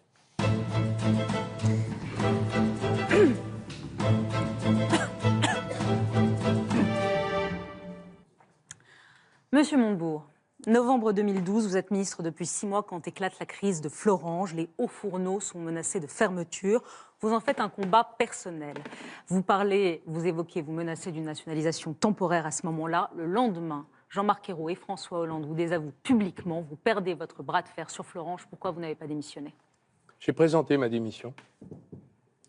C'était un moment extrêmement pénible, car il fallait affronter dans le secret de son bureau le président de la République. Je l'ai fait. J'ai présenté ma démission, j'ai rédigé ma déclaration. Et pourquoi vous n'êtes pas parti? J'ai reçu d'ailleurs à ce moment-là un coup de fil du syndicaliste de Florange, M. Martin, qui dirigeait le combat pour le compte des ArcelorMittal. Il m'a dit, vous devez rester parce que le combat va continuer. Même si nous avons perdu cette manche, vous devez rester. Et cet homme, ainsi que le président de la République m'a rappelé, m'a dit, il faut continuer. Parce que nous allons essayer de réparer... Mais ça ne manquait pas un peu de courage, là, une fois de plus? Oui, peut-être, madame. C'est quoi, c'est un attachement aux ordres de la République? C'était l'envie de rester à l'intérieur du pouvoir, c'est ça? Continuer à me battre, c'était ça l'idée. D'ailleurs, c'est ce que j'ai décidé. Je me suis dit, j'ai pesé le pour et le contre. Est-ce qu'il valait mieux rester et continuer à se battre? C'est ce que j'ai fait pendant 2 ans. Eh bien, du coup, 2 ans après, il se passe ce qui s'est passé. On re-regarde ce moment. Je vais lui envoyer une bonne bouteille de la cuvée du redressement au président, hein, en attendant Benoît Hamon.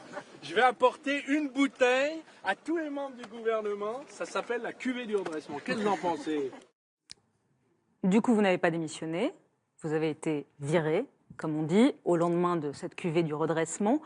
Du coup, je me suis demandé, on peut peut-être se demander, si vous n'aviez pas été viré, est-ce que vous seriez toujours au gouvernement aujourd'hui?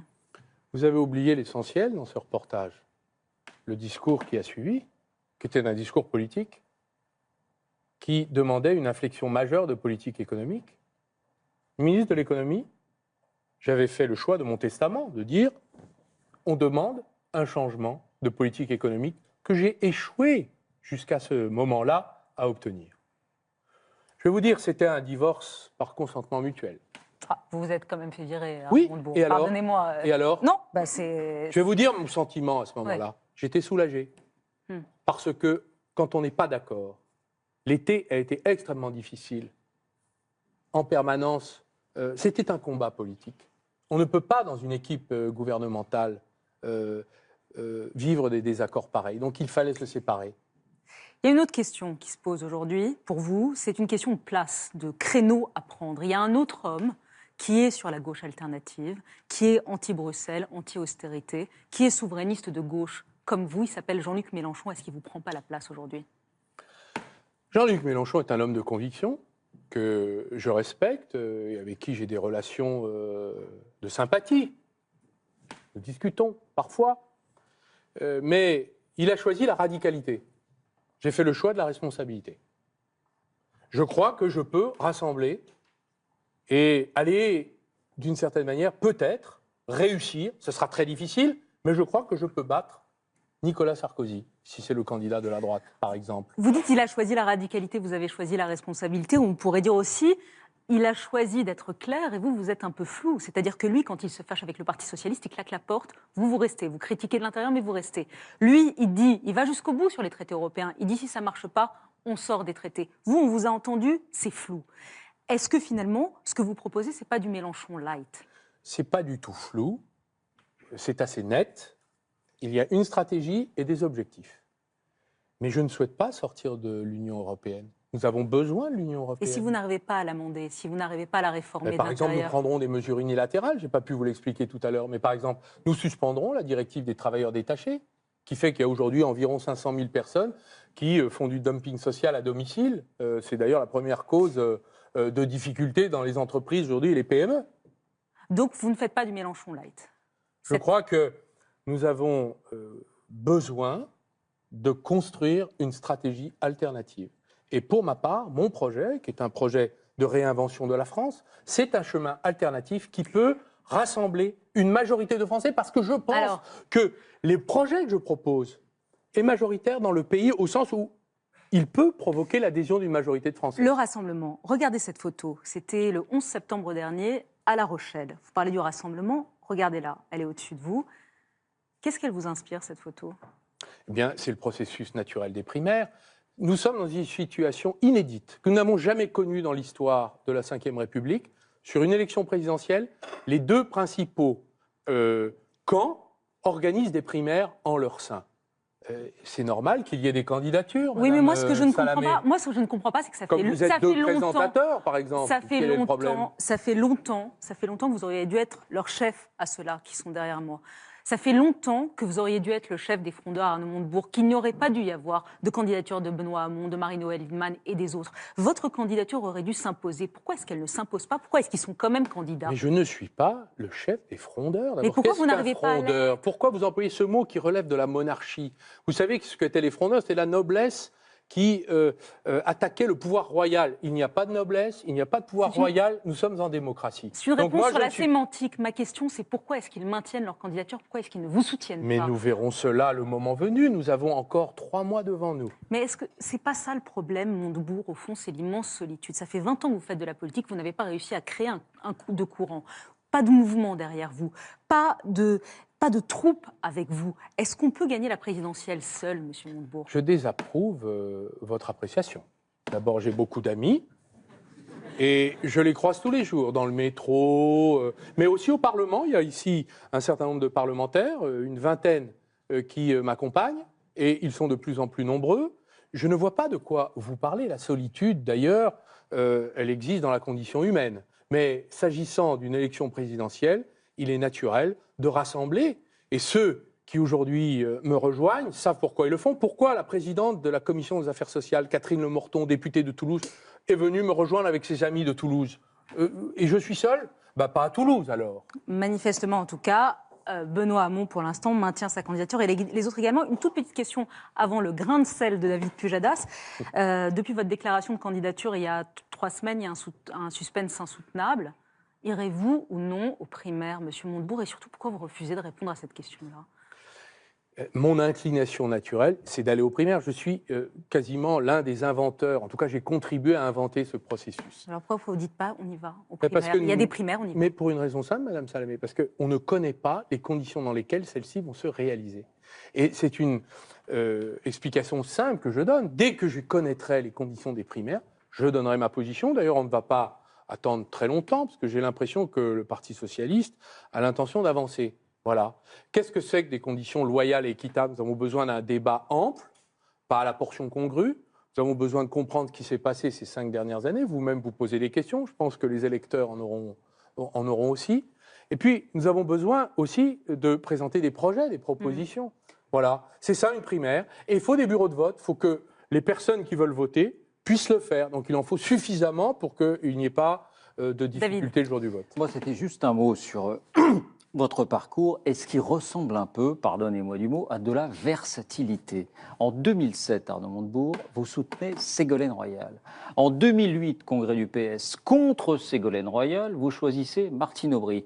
En 2011, c'est la primaire, deuxième tour, contre Martine Aubry, vous choisissez François Hollande. Puis, en 2014, vous défiez François Hollande et Manuel Valls, ce même Manuel Valls que vous aviez contribué à mettre à Matignon. Est-ce que vous n'êtes pas en plein dans les postures ou les calculs que vous dénoncez si souvent? Sur le plan de mes convictions, mon parcours est rectiligne. Et des fidélités? Des convictions. Mon parcours est rectiligne. Et des fidélités? Sur le plan européen, j'ai voté contre, par exemple, je prends cet exemple. Pourquoi? C'est pour vous montrer la constance. La constance, c'est d'abord la fidélité à des convictions. Plan européen. Sur le plan européen, qu'est-ce que j'ai fait? Vous êtes pour le non en 2005? Avant, je n'ai pas voté l'élargissement de l'Union européenne. Ensuite, je suis pour le non. Vous êtes pour le non. Oui. En 2007, à la primaire, il y a un candidat qui représente le non, c'est Laurent Fabius. Mais vous choisissez Ségolène Royal. Oui, pas seulement. J'étais pas le seul. Jean-Pierre Chevènement avait choisi Ségolène Royal parce que c'est un autre débat. En revanche, en 2008, puisque vous me posez ces questions, en 2008, j'ai refusé de transposer le traité de Lisbonne qui, finalement, piétinait le verdict populaire du référendum, etc., etc. Et sur votre Donc, fidélité? Mais ma fidélité à mes convictions est totale, que j'ai trouvé des alliés et des points de passage, ça, qui ont beaucoup c'est très changé. difficile. Qui ont beaucoup changé. J'ai envie de dire, qui a changé? Qui était le porteur du message du Bourget, que j'ai approuvé, que j'ai applaudi? Qui a décidé d'abandonner la réforme de l'Union européenne, la renégociation des traités? Qui a abandonné Là, les vous parlez de classes François populaires? Hollande, mais Ségolène Royal, Martine Aubry, ce sont elles qui ont cela, changé le ou sujet c'est dont vous? vous me parlez? Le sujet, c'est de cela dont vous me parlez. Ça date pas de François Hollande, c'était déjà avant vos fidélités successives. Écoutez, je crois que ma fidélité est totale à ce que j'ai toujours défendu. Quand j'ai défendu il y a 15 ans la 6e République, elle est aujourd'hui dans mon programme. Bien. Monsieur Pujadas. C'est l'heure attendue du débat. On le disait, débat avec un élu local. Et l'homme qui va nous rejoindre est le maire d'une ville célèbre, Cannes, 73 000 habitants, mais il ne vient pas parler de cinéma. C'est lui qui a pris le premier arrêté anti-Burkini cet été. Il vient vous parler de ce qu'il nomme le défi communautariste. On accueille David Lisnard.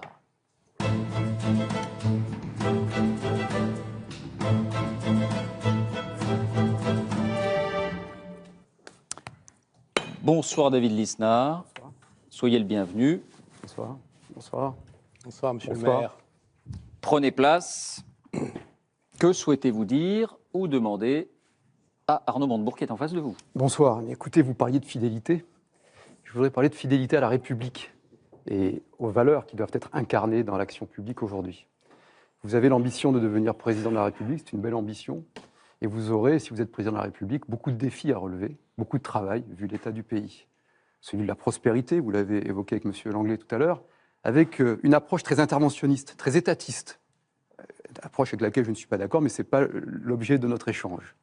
En revanche, sur le respect de la République, sur l'espace public, dans des lieux de détente, à l'hôpital, cette République qui est aujourd'hui confrontée à des forces centrifuges très fortes, communautaristes.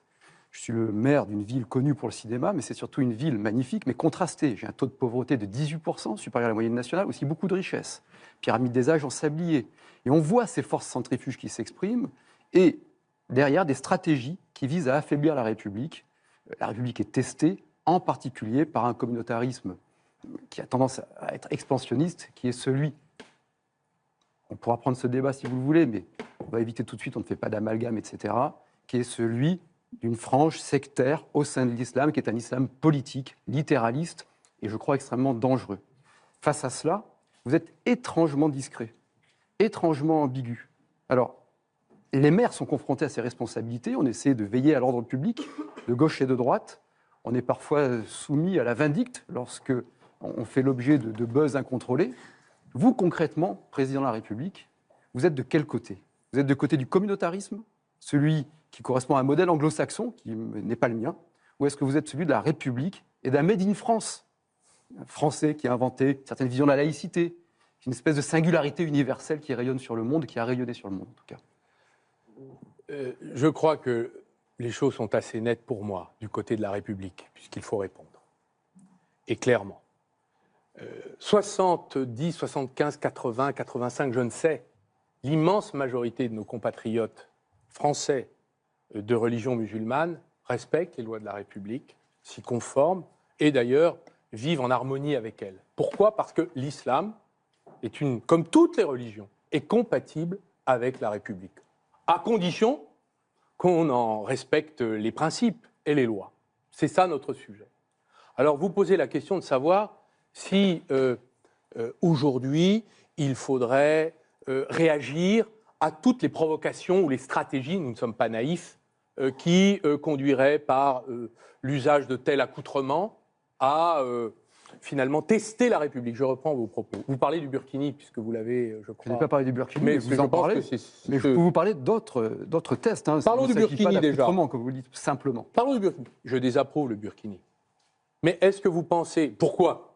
Parce qu'il symbolise la soumission de la femme. Ce ne sont pas les principes de la République, ni les règles. Mais est-ce que nous allons interdire tout ce qui nous dérange et tout ce qui nous incommode? Je ne le crois pas. Et je vais vous dire ça parce que quand Nicolas Sarkozy a dit s'il faut changer la Constitution pour interdire le burkini, nous le ferons. Donc pour un accoutrement de bain, nous allons changer la Constitution française. Pardonnez-moi. J'ai trouvé ça un peu curieux. Pardonnez-moi. Je vous souhaite de débattre face à Nicolas Sarkozy. Ça voudra dire que vous aurez franchi quelques étapes. Pour l'instant, vous devez vous contenter d'échanger avec moi. Ne vous sous-estimez pas, on a décidé de promouvoir les maires. Mais très simplement, sur le terrain, ce que vous dites pourrait être compatible avec une République qui n'est pas attaquée. Or, il y a des dynamiques. Et aujourd'hui, il y a une dynamique communautariste. C'est-à-dire qu'on peut imaginer dans un autre contexte, s'il y avait une sécularisation, religion islamique, etc., de ne pas réagir, de ne pas porter des interdits. Et moi-même, ma tendance, elle ne va pas vers l'interdit naturellement. Dans ma commune, j'accorde beaucoup de priorité à la citoyenneté. On est extrêmement novateur en la matière, auprès des jeunes et autres. Il faut reconstruire de la citoyenneté française. C'est fondamental.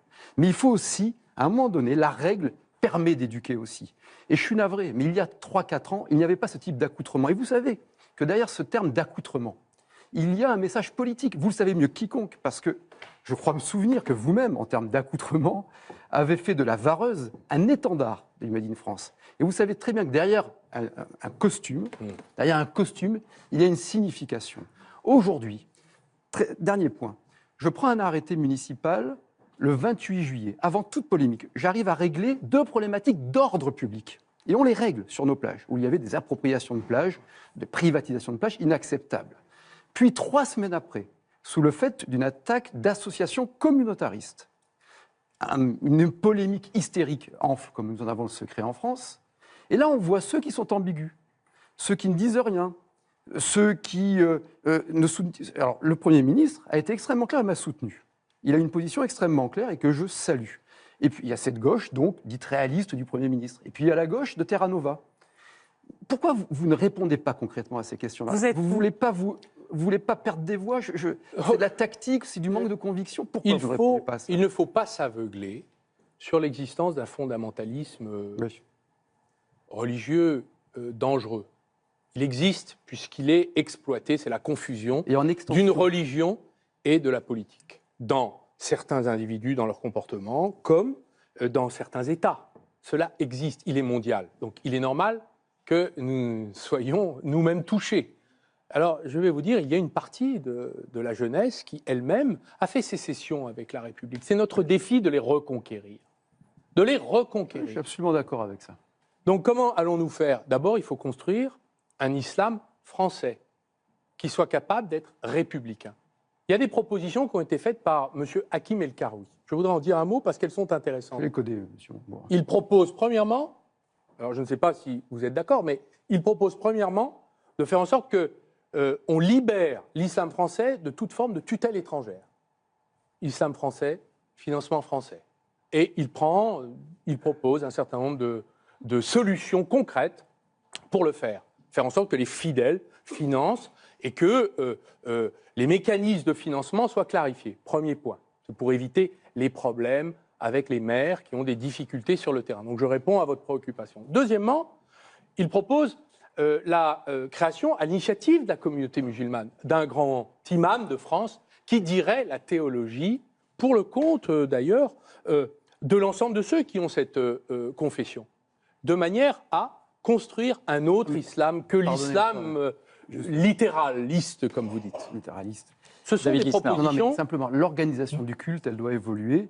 Le communautarisme, d'une part, ne s'exprime pas qu'à travers des formes dévoyées de l'islam. D'autre part, cette organisation du culte ne changera rien au fait que, pour des raisons identitaires, politiques, multiples, les sociologues, les anthropologues l'étudient très bien, il y a, par le wahhabisme, par le salafisme, une approche politique, dynamique, qui veut détruire un certain mode de vie. Et aujourd'hui, je crois très sincèrement que nous sommes face à, et j'ai beaucoup évolué par ma pratique, par ma responsabilité, face à ces phénomènes-là qu'on retrouve dans l'école, que l'on retrouve à l'hôpital, que l'on retrouve sur des espaces de loisirs. Et à chaque fois que j'ai résisté à ces tests, ça a fonctionné. Parce que la question qui peut se poser, c'est est-ce que l'interdit fonctionne ou pas? Et je crois que parallèlement à un choix sur la culture, le savoir, l'école, qui est au cœur de ces problématiques, l'éducation artistique, c'est fondamental. Mais parallèlement, l'interdit fonctionne. Dans les piscines de ma ville, j'ai eu des tests extrêmement forts. On a ouvert un bassin olympique. Des personnes ont voulu venir en tenue intégrale. Toujours des femmes, hein. Il n'y a pas d'hommes en burkini. Ce ne sont pas des tenues plongées, parce qu'on entend dire tout et n'importe quoi pour discréditer les maires qui prennent ce type de position. Il y a de la déconstruction, vous savez, chez vos amis de gauche, beaucoup. Et donc, on a dit non, on a adopté des règlements pour faire, respecter la laïcité, etc. On a eu des caillassages de femmes en maillot de bain. Donc, c'est avéré, des rapports de police. Et à chaque fois que j'ai pris des mesures contre ces radicalismes ou ce communautarisme, l'interdit a été tendu au début, mais en tenant bon, en étant constant, ça fonctionne. J'ai eu des demandes d'une école Lubavitch pour séparer les filles et les garçons. J'ai dit non. On n'a pas fait un procès en antisémitisme. Qu'est-ce que vous répondez En à ça? revanche, quand je dis non de façon circonstanciée pour l'ordre public, dans un contexte particulier, à un accoutrement qui est le burkini, dont on peut se passer dans le contexte actuel, on est tout de suite insulté, dénigré par une nébuleuse très organisée, dont beaucoup de vos amis politiques, M. Montebourg, se font les relais. Et c'est là qu'il y a danger. Qu'est-ce que vous répondez à je pense, ça pour la République. Qu'est-ce que vous répondez sur ces exemples précis de la piscine, par exemple? Est-ce que c'est bien? Je trouve normal que la République se fasse respecter, dès lors qu'on applique la loi. La loi, elle est assez claire. Le désaveu du Conseil d'État sur l'arrêté qui a été pris dans une des communes de la Côte d'Azur montre qu'il y a eu, j'allais dire, des réponses excessives à la provocation. Et je vais vous dire, tout le monde doit faire un effort dans cette affaire. Pour moi, il est normal que ceux qui, aujourd'hui, cherchent à tester la République, comme vous dites, se heurtent à un interdit. Et il est aussi normal que la République cherche à reconquérir ses enfants. Qu'est-ce qu'on fait du plafond de verre? Des oubliés de l'égalité des chances?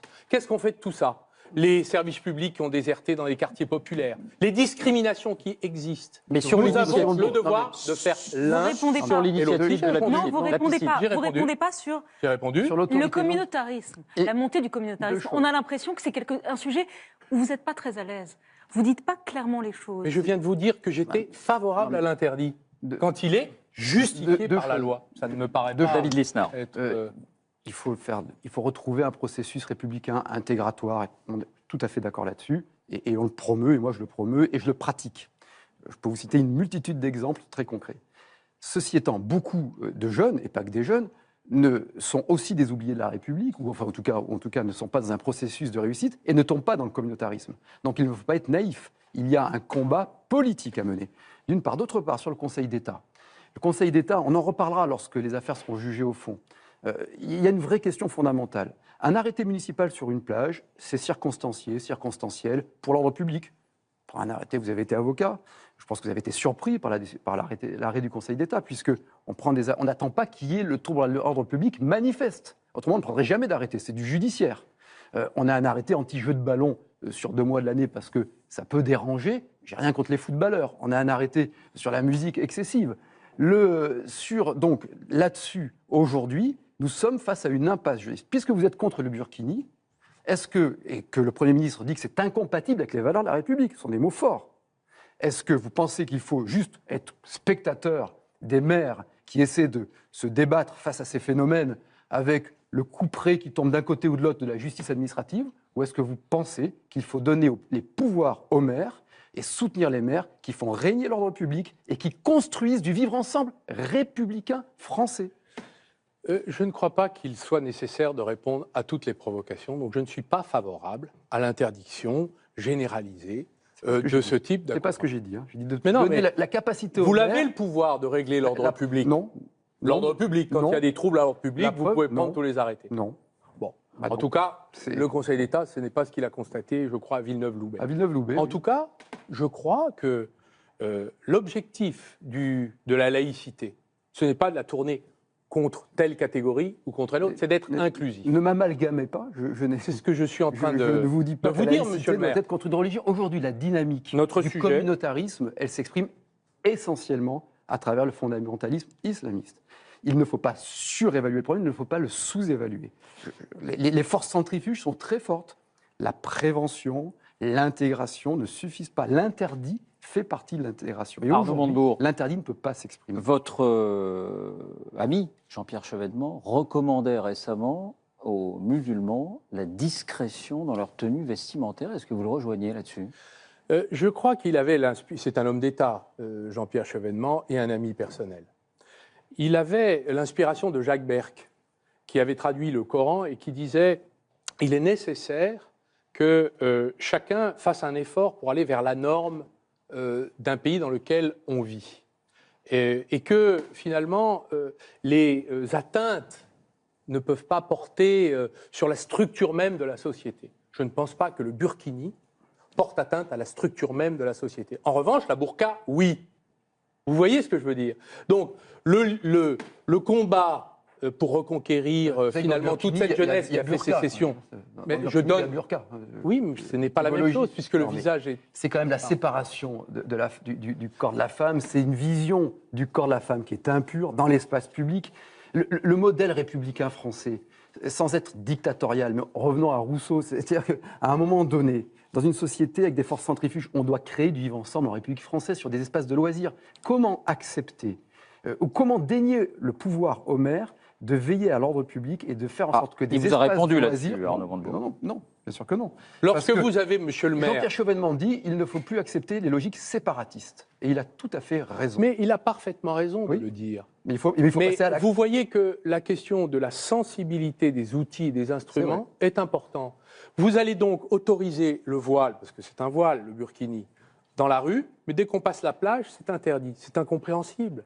Donc, vous allez avoir finalement une sorte de laïcité qui montre du doigt, alors que nous pourrions l'avoir inclusive, au lieu d'être exclusive. Donc, cherchons à construire les voies et les moyens d'une république forte, solide, qui ne répond pas à toutes les provocations dès qu'elles se présentent. Est-ce que vous concédez le fait que la gauche, pendant longtemps, a peut-être mis sous le tapis ces questions du communautarisme, a peut-être accepté des renoncements, des reculs, peut-être pour des questions électoralistes. Est-ce que la gauche n'est pas aussi responsable de cette montée du communautarisme ? Je dirais que ce n'est pas une question de gauche et de droite, c'est une question finalement posée à tous les maires qui essaient de construire finalement sous le toit de la même République des différences qui cohabitent. Et ils le font avec les moyens du bord. Et là où j'approuverais le maire de Cannes, c'est que, ne vous en privez pas. Peut-être, je peux l'approuver, c'est qu'il n'y a pas forcément de grande clarté sur l'état du droit. Merci de l'admettre. Ça, c'est le point où nous pourrions faire un effort, par exemple. Et la responsabilité de la République, c'est de dire le droit. Comme la responsabilité de la communauté musulmane, c'est de dire la théologie de l'islam compatible avec la République. Il n'y a qu'une communauté en République. C'est le dernier mot d'Émile Lisnard. Française. Et le problème aujourd'hui, c'est que toutes ces ambiguïtés, vous dites qu'il faut que la République soit forte. Très concrètement, à l'hôpital, on doit soutenir nos personnels hospitaliers lorsqu'il y a des tensions communautaristes. Il faut créer un délit d'entrave à la laïcité à l'hôpital. Vous dites que vous dénigrez l'importance du phénomène d'un maillot de bain. Mais ça veut dire que vous ne rendez pas un service aux femmes musulmanes et aux musulmans, parce que vous êtes en train de faire d'une exception une norme pour ce que vous appelez la communauté musulmane. Et c'est là où je pense que vous avez un discours assez involontairement pervers. On ne vous mettra pas d'accord. Merci David Lisnard d'avoir participé à ce débat face à Arnaud Montebourg sur ces questions hautement importantes de la laïcité. Il y a un domaine où on souhaite vous entendre également, Arnaud Montebourg, c'est la place de la France dans le concert des nations. Ce sont vos options internationales. Si vous êtes président, ça s'appelle Le Monde en face et c'est le moment de David Pujadas.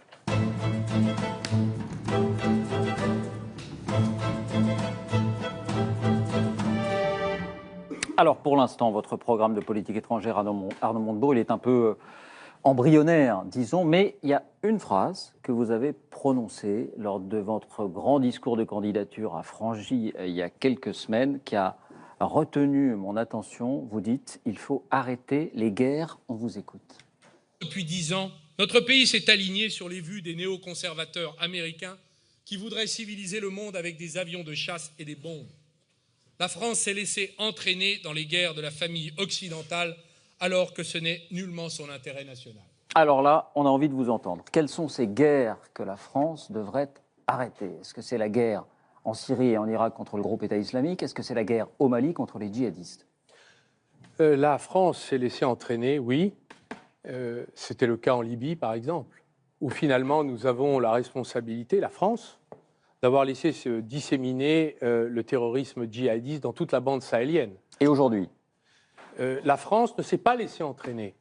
Dans le Mali, c'était une opération menée par la communauté internationale. Nous n'étions pas à la remorque d'une puissance qui ne représente pas forcément nos intérêts. L'opération Serval était une bonne opération et il faut rendre hommage de ce point de vue-là à l'exécutif français et au président de la République. Elle s'est laissée entraîner par l'idéologie des néoconservateurs. Par exemple, aller en Irak. L'Irak, c'était les choix des Américains et aujourd'hui, nous pouvons avoir une pensée double et un hommage à Jacques Chirac, qui est hospitalisé. Et là, vous disiez depuis en 2003, M. Pujadas, en 2003, la France avait dit non lorsqu'il s'était agi d'aller en Irak et a utilisé son droit de veto au Conseil de sécurité des Nations Unies. C'était finalement cette France que moi j'appelle une puissance d'équilibre et de dialogue. C'est-à-dire qu'entre les États-Unis et la Russie, elle assure le dialogue. Entre l'Iran et l'Arabie saoudite, elle organise le dialogue. Nous en aurions bien besoin dans le Moyen-Orient. S'agissant d'Israël et la Palestine, la France a toujours défendu la sécurité de l'État d'Israël, mais elle doit aussi se battre pour l'avènement d'un État viable pour les Palestiniens. Arnaud Montebourg, quand vous dites depuis 10 ans, on se laisse entraîner dans des guerres qui ne ressortent pas de notre intérêt, à quelle guerre? De quelle guerre parlez-vous aujourd'hui? L'Irak, c'était il y a plus de 10 ans. L'Irak, nous sommes allés en Irak aujourd'hui, en août 2014, lorsque, en septembre 2014, nous avons rejoint la coalition internationale. Donc, on devrait se retirer de la coalition internationale qui fait la guerre en Irak et en Syrie. Ce n'est pas parce que nous sommes laissés entraîner qu'aujourd'hui, nous devrions, à la faveur des événements, changer de stratégie. En Irak. Mais il est une chose importante, c'est que la France doit être alliée, mais non alignée. Non, mais je veux sortir des principes, pardonnez-moi, pour parler vraiment de l'action d'aujourd'hui. Est-ce que ça signifie que la guerre que nous menons contre le groupe État islamique en Irak est une mauvaise guerre? C'est une guerre qui nous a conduit à devenir belligérants bien avant les attentats. Et aujourd'hui, nous sommes maintenant engagés. Nous n'allons pas nous en retirer. D'ailleurs, j'approuve. Et pourquoi pas? Pour une raison simple, c'est que nous devons maintenant éradiquer Daesh et le groupe État islamique qui nous a attaqués. Mais pourquoi est-ce une mauvaise guerre, donc, si finalement son but de guerre, vous le considérez comme... C'était peut-être une mauvaise initiative, mais maintenant, nous devons aller jusqu'au bout. Mais je voudrais vous attirer votre attention sur le fait que nous avons eu les mêmes problèmes en Libye. Les néoconservateurs américains... La Libye, c'est une chose. Mais c'est la même chose. Parlons des guerres d'aujourd'hui. C'est la même chose. Et la guerre en Syrie, pour vous, c'est la même chose? On n'aurait pas dû y aller? Nous sommes allés en Irak en septembre 2014. Et à ce moment-là, qu'est-ce qui nous a amenés à rejoindre la coalition internationale qui était dirigée par les Américains? La lutte contre le groupe État islamique. Même s'il n'avait pas encore frappé en France. À l'époque... Même s'il n'avait pas encore frappé en France. Nous aurions pu, par exemple, prendre des initiatives diplomatiques en essayant d'amener nos alliés iraniens, puisque nous étions en discussion sur la question de la place de l'Iran dans la région et dans le monde, notamment sur le nucléaire, et trouver une solution entre l'Iran et l'Arabie saoudite. Pourquoi? Parce que l'affaire du groupe État islamique et l'affaire de Daesh doit être traitée d'abord par les Arabes eux-mêmes. Les chiites et les sunnites doivent trouver une solution aux désordres qu'eux-mêmes, d'ailleurs, dans lesquels ils ont une responsabilité.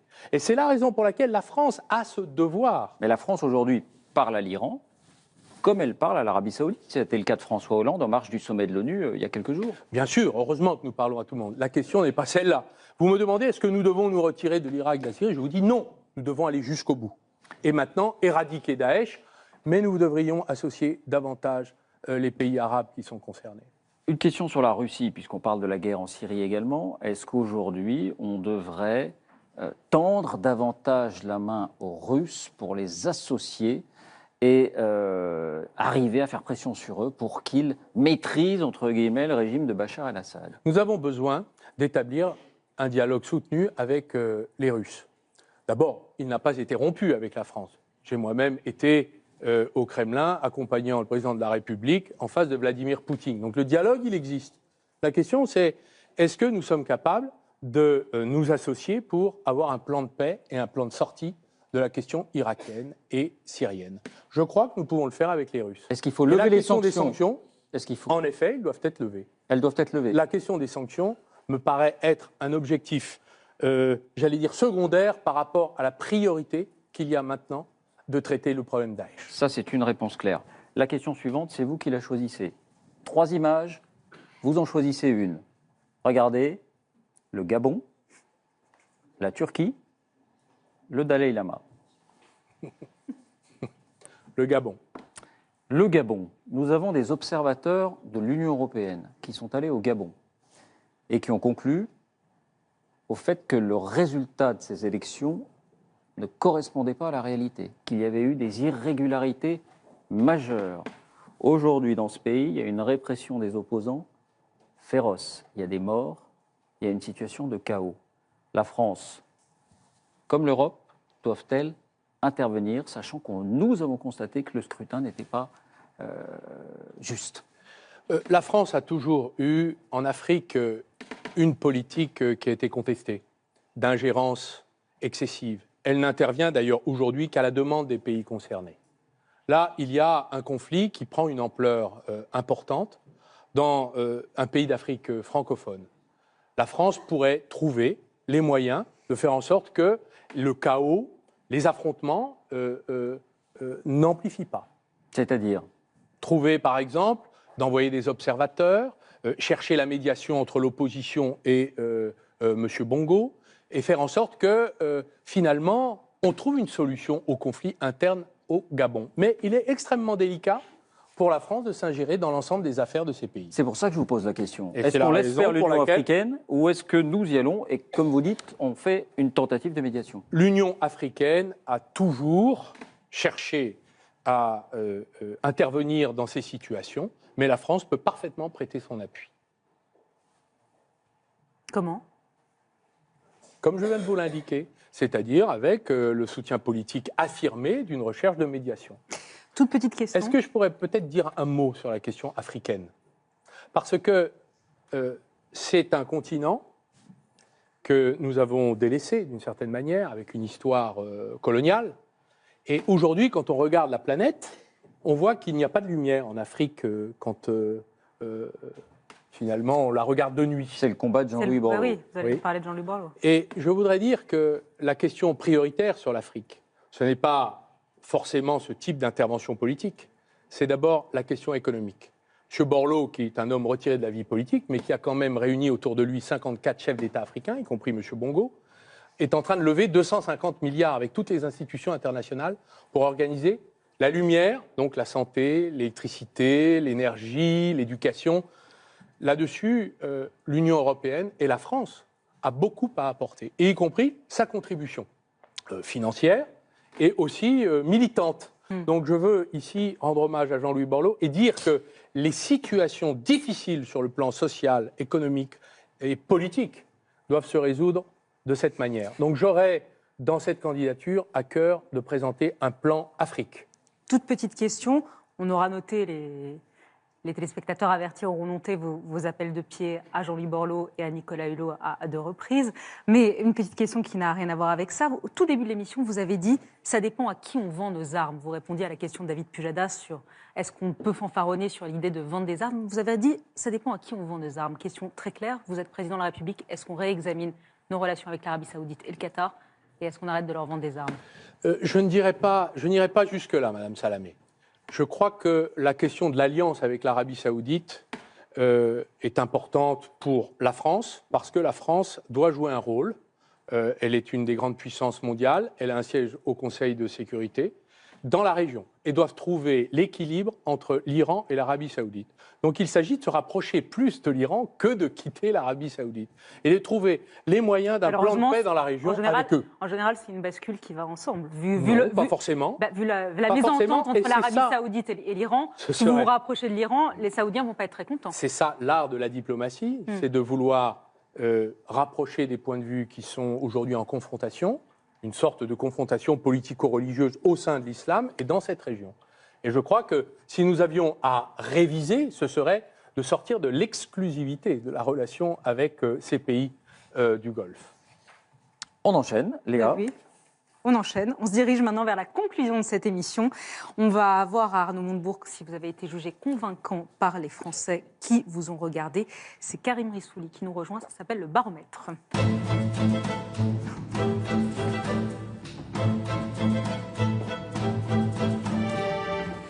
Karim, vous avez une feuille en main qui contient ces indications. C'est effectivement maintenant le moment de savoir, Arnaud Montebourg, comment les téléspectateurs, ceux qui nous regardent, ont perçu votre intervention ce soir. Sondage, un point de méthodologie, réalisé par notre partenaire Harris Interactive, qui a posé la question à un panel de 1013 Français, Arnaud Montebourg. À chaque fois, on aura 2 résultats, l'ensemble des Français d'un côté et le détail des sympathisants de gauche de l'autre, ceux qui vous intéressent peut-être plus particulièrement, si finalement vous décidez de participer à la primaire. Je note qu'on ne sait toujours pas ce soir si vous y participerez ou pas. Voici les résultats. Première question, Arnaud Montebourg. Avez-vous été convaincu ou pas convaincu par Arnaud Montebourg ce soir ? Ensemble des Français, vous voyez le résultat, 33% ont été convaincus par votre prestation. Sympathisants de gauche, on passe la barre des 50%, on est à 51% de oui. Deuxième question. Arnaud Montebourg est-il capable de réformer le pays ? 37% des Français disent oui, répondent oui à cette question. À gauche, c'est mieux une nouvelle fois, 55% des sympathisants de gauche vous pensent capable de réformer la France. Enfin, troisième question, peut-être la plus importante pour vous qui briguez l'Élysée. Arnaud Montebourg ferait-il un bon président de la République ? 33% des Français, là encore, pensent que vous ferez un bon président. Et chez les sympathisants de gauche, c'est un peu mieux. 53% répondent oui à cette question. La surprise, elle ne vient pas de l'ensemble des Français. C'est un score insuffisant pour être élu, mais qui reste honorable. À titre de comparaison, c'est comparable à ce qu'a obtenu Nicolas Sarkozy la semaine dernière dans cette même émission. En revanche, votre score est assez faible dans votre propre famille politique. En gros, seulement un sympathisant de gauche sur 2 vous fait confiance selon ce sondage Harris. Et à titre de comparaison, une nouvelle fois, la semaine dernière, Nicolas Sarkozy récoltait plus de 80% dans son propre camp, sa propre famille, à droite. Vous, c'est 50% à gauche. Il y a encore un peu de boulot. Est-ce que vous êtes déçu par ce sondage ? Il faut convaincre. Et il faudra convaincre. Mon travail, mon projet, c'est de rassembler les Français et de les amener sur des idées nouvelles, des projets nouveaux, des conceptions nouvelles. Et donc, il y a du travail et je vais maintenant prendre le chemin de la France, les chemins de France dans les régions, pour aller à la rencontre des Français et les convaincre. Peut-être que vous payez aussi l'absence de propositions très concrètes ce soir. On en retient assez peu. Il y avait le service national en début d'émission. On retient assez peu de propositions très concrètes. Est-ce que vous allez affirmer des propositions dans les semaines qui viennent ? Je vais faire des propositions maintenant sur le logement, sur la question fondamentale de l'éducation. Ces sujets doivent être aussi complétés par un programme sur la santé. Ce sont les 3 grands sujets qui intéressent les Français. Mais ils doivent être en cohérence avec une vision globale, le programme de redécollage économique que j'ai défendu, la naissance d'une République nouvelle avec des réformes importantes que nous n'avons pas évoquées ce soir, et une vision aussi de ce qu'est la France dans l'Europe. Ces 3 points sont fondamentaux aujourd'hui dans la période actuelle, et donc ils chapeautent l'ensemble. Donc ça, c'est mon travail pour continuer à convaincre. Question un peu personnelle, Arnaud Montebourg, mais les gens se posent peut-être la question. Vous n'êtes pas un homme politique professionnel, on l'a dit en début d'émission. D'ailleurs, vous n'avez plus, à ce stade d'ancrage local, vous n'avez plus de mandat, vous avez fait des choix. Vous avez été avocat, aujourd'hui vous êtes entrepreneur, sans mandat. Et puis vous revenez au moment de la présidentielle. Est-ce que vous vous sentez, comme François Bayrou pourrait le dire, comme d'autres pourraient le dire, un destin présidentiel qui vous habite depuis des années? Depuis des années, peut-être, certainement, pas depuis toujours. J'ai envie de dire que dans mon parcours, il y a eu des moments difficiles, des ruptures, des renaissances, des moments de solitude très importants. Et j'ai vécu ces 2 années, après le départ du gouvernement, comme un bain de jouvence. J'ai retrouvé ma jeunesse parce que, finalement, avant d'être parlementaire et d'entrer dans la politique, j'étais pendant 8 à 9 ans avocat. La politique, c'est un carcan aussi. Nous avons besoin d'aller aux côtés des Français et de revenir du côté des Français toujours. Le problème du système politique, c'est qu'il fonctionne en vase clos. Il est un peu sclérosé et il va falloir, c'est vrai, mettre un petit peu d'air frais dans ce système. C'est l'esprit dans lequel je fais des propositions sur la démocratie nouvelle, la République nouvelle. Est-ce que l'air frais, c'est pas aussi Emmanuel Macron? Est-ce que c'est pas plus encore aujourd'hui que vous, quelqu'un qui apporte l'air frais? Certainement. On ne peut pas reprocher à quiconque d'apporter de la fraîcheur, mais... Que lui, pour le coup, il n'a jamais été élu. C'est vrai. Il est vraiment nouveau. Mais il faudrait savoir qui il est. J'ai entendu qu'il disait qu'il était ni de droite ni de gauche. Soit, donc j'attends son programme. Je suis curieux de le découvrir. Merci Karim. Merci. Et je rappelle que vous aussi, vous pouvez faire, si vous le souhaitez, partie du panel de l'émission politique en vous inscrivant sur le site 2017id.fr. Eh bien, voici le moment de l'épilogue. Arnaud Montebourg, le mot de la fin, espérer ou redouter, c'est la carte blanche de Charline Vanhoenacker.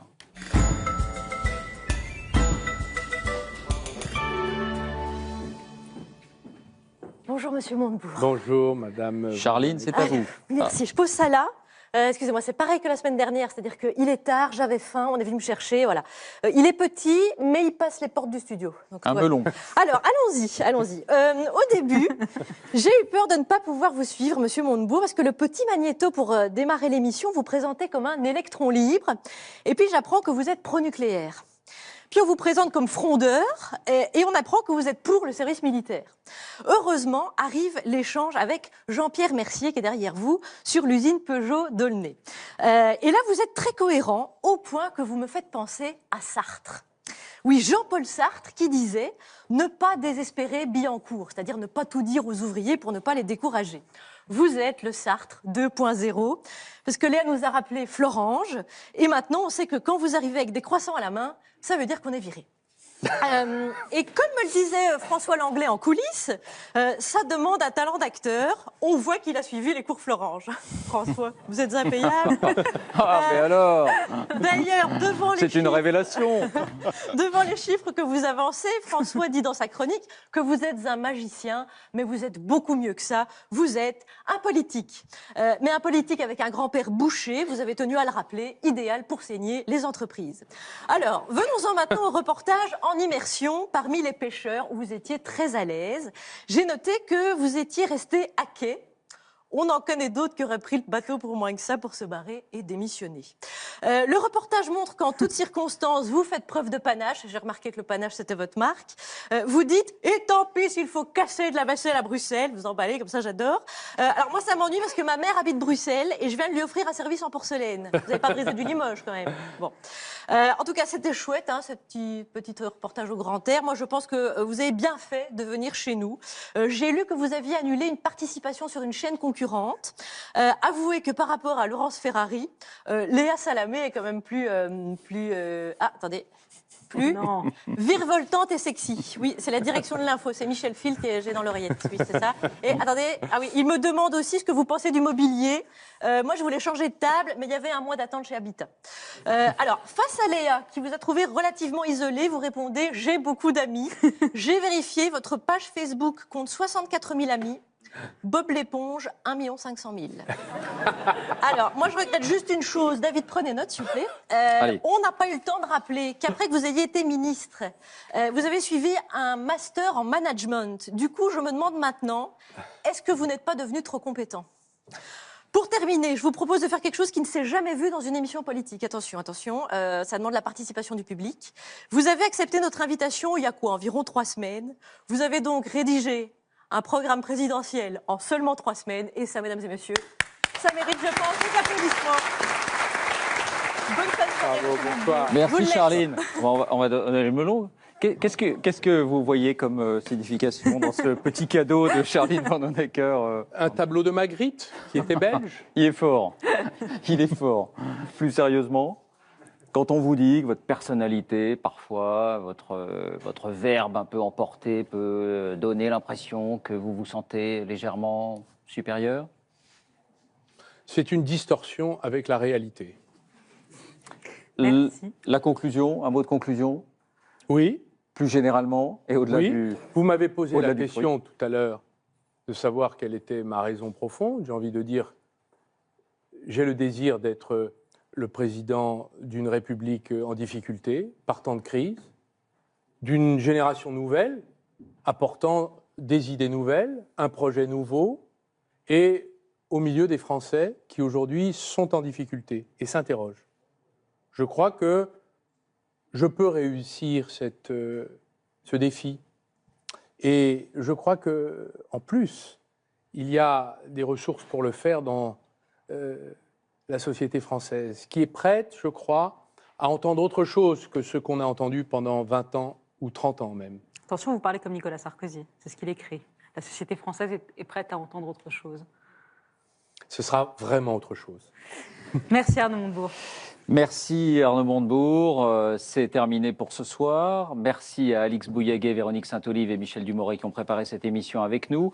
Merci à Didier Frelich qui l'a réalisé. Merci à Anne-Laure Caillet pour l'édition, à Patrick Ponce pour la production. Merci surtout à vous de nous avoir suivis et écrits. L'émission politique revient dans 15 jours avec comme invité Alain Juppé. Alain Juppé, ce sera le 6 octobre. Restez sur France 2. Tout de suite, c'est complément d'enquête. Attentat, manif, la police en première ligne avec Nicolas Poincaré. Vive la politique et vive le débat d'idées. Merci, bonsoir. Merci.